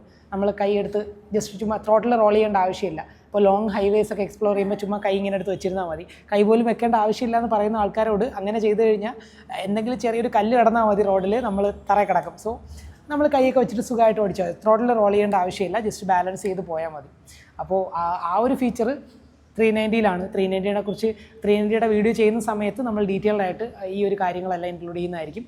സോ ഇപ്പോഴത്തേക്ക് മെയിൻ ഫീച്ചറായിട്ട് പറയാനുള്ളത് ഇതിൻ്റെ ഈ ഒരു ക്വിക്ക് ഷിഫ്റ്ററാണ്. അതിൻ്റെ പറയുകയാണെന്നുണ്ടെങ്കിൽ അത്യാവശ്യം ഓക്കെ എന്ന് പറയേണ്ടി വരും കേട്ടോ. നമുക്ക് RTR-ആയിട്ട് കമ്പയർ ചെയ്യാൻ പറ്റത്തില്ല. RTR ഞാൻ പറഞ്ഞു, മറ്റേ സുപ്രീം ലോഡ് RTR എന്ന് പറയില്ലേ, ഗിയർ ബോക്സ് ഒരു രക്ഷയില്ല, അന്യായമാണ്. അപ്പോൾ അത് നമുക്ക് വേറെ ഒന്നുമായിട്ടും നമുക്ക് ഈ ഒരു സിമിലർ സെഗ്മെൻറ്റിലെ കമ്പയർ ചെയ്യാൻ പറ്റില്ല. സോ ഓക്കെ കംഫർട്ടബിളായിട്ട് ചെയ്യാൻ പറ്റും. ഡൗൺ ഷിഫ്റ്റ് ചെയ്യുന്ന സമയത്ത് ചെറിയൊരു ബുദ്ധിമുട്ട് ഫീൽ ചെയ്തായിരുന്നു ഞാൻ. അപ്പ് ഷിഫ്റ്റ് ചെയ്യുന്ന സമയത്ത് ഓക്കെയാണ് കേട്ടോ, അത്യാവശ്യം സ്മൂത്താണ്, നൈസാണ്. ബാക്കി ഇത്രയേ ഉള്ളൂ. ഓക്കെ ഗൈസ്, അപ്പോൾ നമ്മുടെ വീഡിയോയുടെ last part, what I have to say, അതാണ് ഈ ഒരു പാർട്ടിൻ്റെ പ്രത്യേകത. എൻ്റെ അഭിപ്രായത്തിൽ എനിക്ക് ഹോൾ എക്സ്പീരിയൻസ് എങ്ങനെ ഉണ്ടായിരുന്നു എന്ന് പറയാൻ വേണ്ടിയിട്ടാണ്.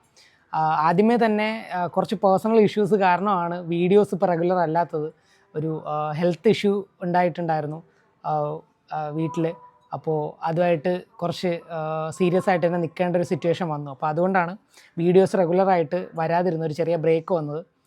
പിന്നെ അത് കഴിഞ്ഞതിന് ശേഷം വണ്ടിയുടെ അവൈലബിലിറ്റിയും ഒരു ഫാക്ടറായിരുന്നു. വണ്ടി കിട്ടാനില്ല ഗൈസ്. അപ്പോൾ കിട്ടുന്ന മുറയ്ക്ക് വീഡിയോ ചെയ്തിടാം എന്നാണ് പ്ലാൻ ചെയ്തേക്കുന്നത്. അപ്പോൾ അതുകൊണ്ടാണ് ഇത്. എനിക്കറിയാം ഓൾറെഡി കുറച്ച് നാളായി ഇറങ്ങിയിട്ട്, പക്ഷേ നമ്മുടെ കയ്യിൽ കിട്ടുന്നത് ഈ സമയത്താണ്. അപ്പോൾ അതുകൊണ്ടാണ് കുറച്ച് ലേറ്റായി പോയത്. So please understand. ഓക്കെ, പിന്നെ എനിക്ക് ഈ ഒരു 250-യുടെ കാര്യം പറയാനുള്ളത്, ആദ്യമേ തന്നെ ഷോറൂം തൊട്ട് തുടങ്ങാം. നമ്മുടെ സാരഥി KTM ആറ്റിങ്ങിലുള്ള ഷോറൂമിൽ നിന്നാണ് ഞാൻ വണ്ടി എടുത്തത്. അവർ വളരെയധികം ഭയങ്കര വെൽക്കമിങ് ആയിരുന്നു. ബിക്കോസ് നേരത്തെ ഒരു കുഞ്ഞു ഷോറൂമായിരുന്നു, ഇപ്പോൾ അത് കുറച്ചുകൂടെ ഒന്ന് അപ്ഗ്രേഡ് ചെയ്ത് കുറച്ചുകൂടെ വലിയൊരു ഷോറൂം ആക്കിയിട്ടുണ്ട്. അപ്പോൾ അത്യാവശ്യം അടിപൊളിയാണ്. അവിടെ വർക്കും കാര്യങ്ങളൊക്കെ നടക്കുന്നേ ഉള്ളൂ, ബട്ട് ലാസ്റ്റ് സ്റ്റേജ് ആയിട്ടുണ്ട്. അപ്പോൾ അടിപൊളി എക്സ്പീരിയൻസ് ആയിരുന്നു. കംഫർട്ടബിളായിട്ട് തന്നെ എനിക്ക് വണ്ടി കൊണ്ടുപോകാനാണെങ്കിലും അവരുടെ സൈഡിൽ നിന്നുള്ള ഒരു ബിഹേവിയർ ആണെന്നുണ്ടെങ്കിലും എല്ലാം വളരെയധികം വെൽക്കമിങ് ആയിരുന്നു, വളരെയധികം കംഫർട്ടബിൾ ആയിരുന്നു. ഓക്കെ.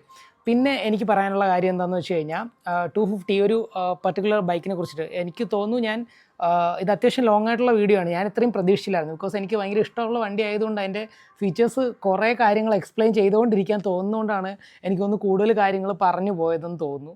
അപ്പോൾ എല്ലാം ഇമ്പോർട്ടൻ്റ് ആയിട്ടുള്ള കാര്യം തന്നെയാണ്. അപ്പോൾ നിങ്ങൾക്കത് മാക്സിമം നോക്കുക. നിങ്ങൾക്ക് അറിയേണ്ട കാര്യങ്ങളാണെന്നുണ്ടെങ്കിൽ ഞാൻ ടൈം കോഡ് കൊടുത്തിട്ടുണ്ടാവും ഡിസ്ക്രിപ്ഷനിൽ. അപ്പോൾ അത് നോക്കിയിട്ട് വീഡിയോ കാണാനായിട്ട് നോക്കുക.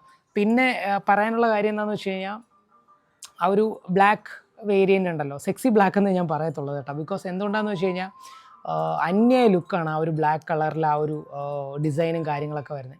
പുതിയ ഡിസൈൻ ഇഷ്ടമില്ലാത്ത ഒരുപാട് ആൾക്കാർ ഉണ്ടെന്ന് എനിക്ക് മനസ്സിലായിട്ടുണ്ട് കേട്ടോ. കാര്യം ഒരുപാട് ആൾക്കാർ പറഞ്ഞിട്ടുണ്ട് അതിൻ്റെ പുതിയ ഡിസൈൻ, പുതിയ ഡ്യൂക്കിൻ്റെ 390യുടെ അതുപോലെ 250യുടെയും ഡിസൈൻ കൊള്ളത്തില്ല എന്നൊക്കെയുള്ള രീതിയിൽ കുറേ ആൾക്കാർ പറഞ്ഞിട്ടുണ്ടായിരുന്നു. പക്ഷേ എനിക്ക് ഭയങ്കരമായിട്ട് ഇഷ്ടപ്പെട്ടായിരുന്നു. എനിക്ക് ഭയങ്കരമായിട്ട് ഇഷ്ടപ്പെട്ടു ആ ഒരു ഡിസൈൻ.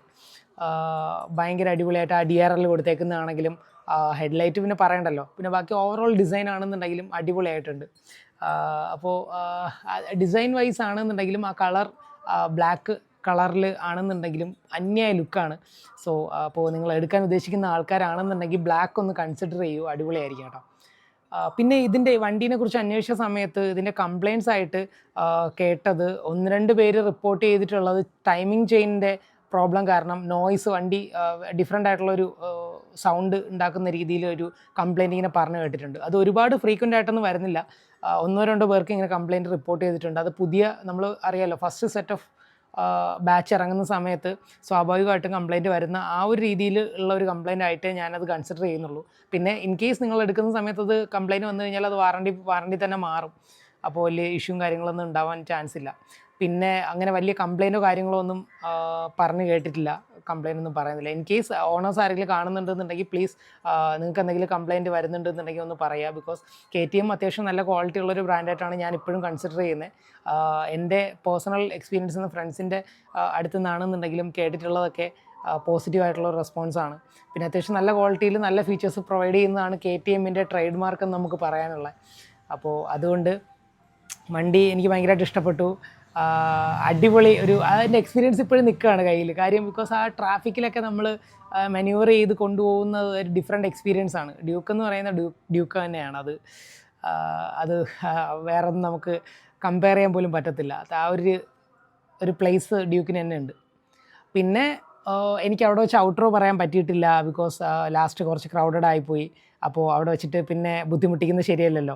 അപ്പോൾ ഞാൻ ഷോറൂമിൽ വെച്ച് തന്നെ ഷൂട്ട് ചെയ്തോട്ടെന്ന് ചോദിച്ചപ്പോഴത്തേക്ക് കംപ്ലീറ്റ് ആയിട്ട് പോസിറ്റീവ് ആയിട്ടുള്ള റെസ്പോൺസാണ് ഈ കിട്ടിയത്. അവിടെ വെച്ച് തന്നെ ഷൂട്ട് ചെയ്തോളാൻ പറഞ്ഞിട്ടുണ്ട്.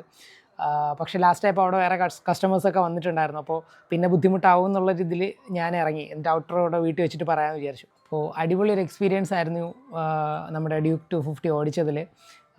പിന്നെ നെക്സ്റ്റ് വീക്ക് നമ്മൾ 390 ആയിരിക്കും, ഡ്യൂക്ക് 390 Gen 3 കൂടെ റിവ്യൂ ചെയ്യാനായിട്ട് പ്ലാൻ ഉണ്ട്. ഞാൻ മെയിനായിട്ട് നോക്കിയത് ADV 390 ആയിരുന്നു. പക്ഷേ ADV 390 ടെസ്റ്റ് റൈഡ് വെഹിക്കിൾ അവിടെ റെഡി ആയിട്ടില്ല.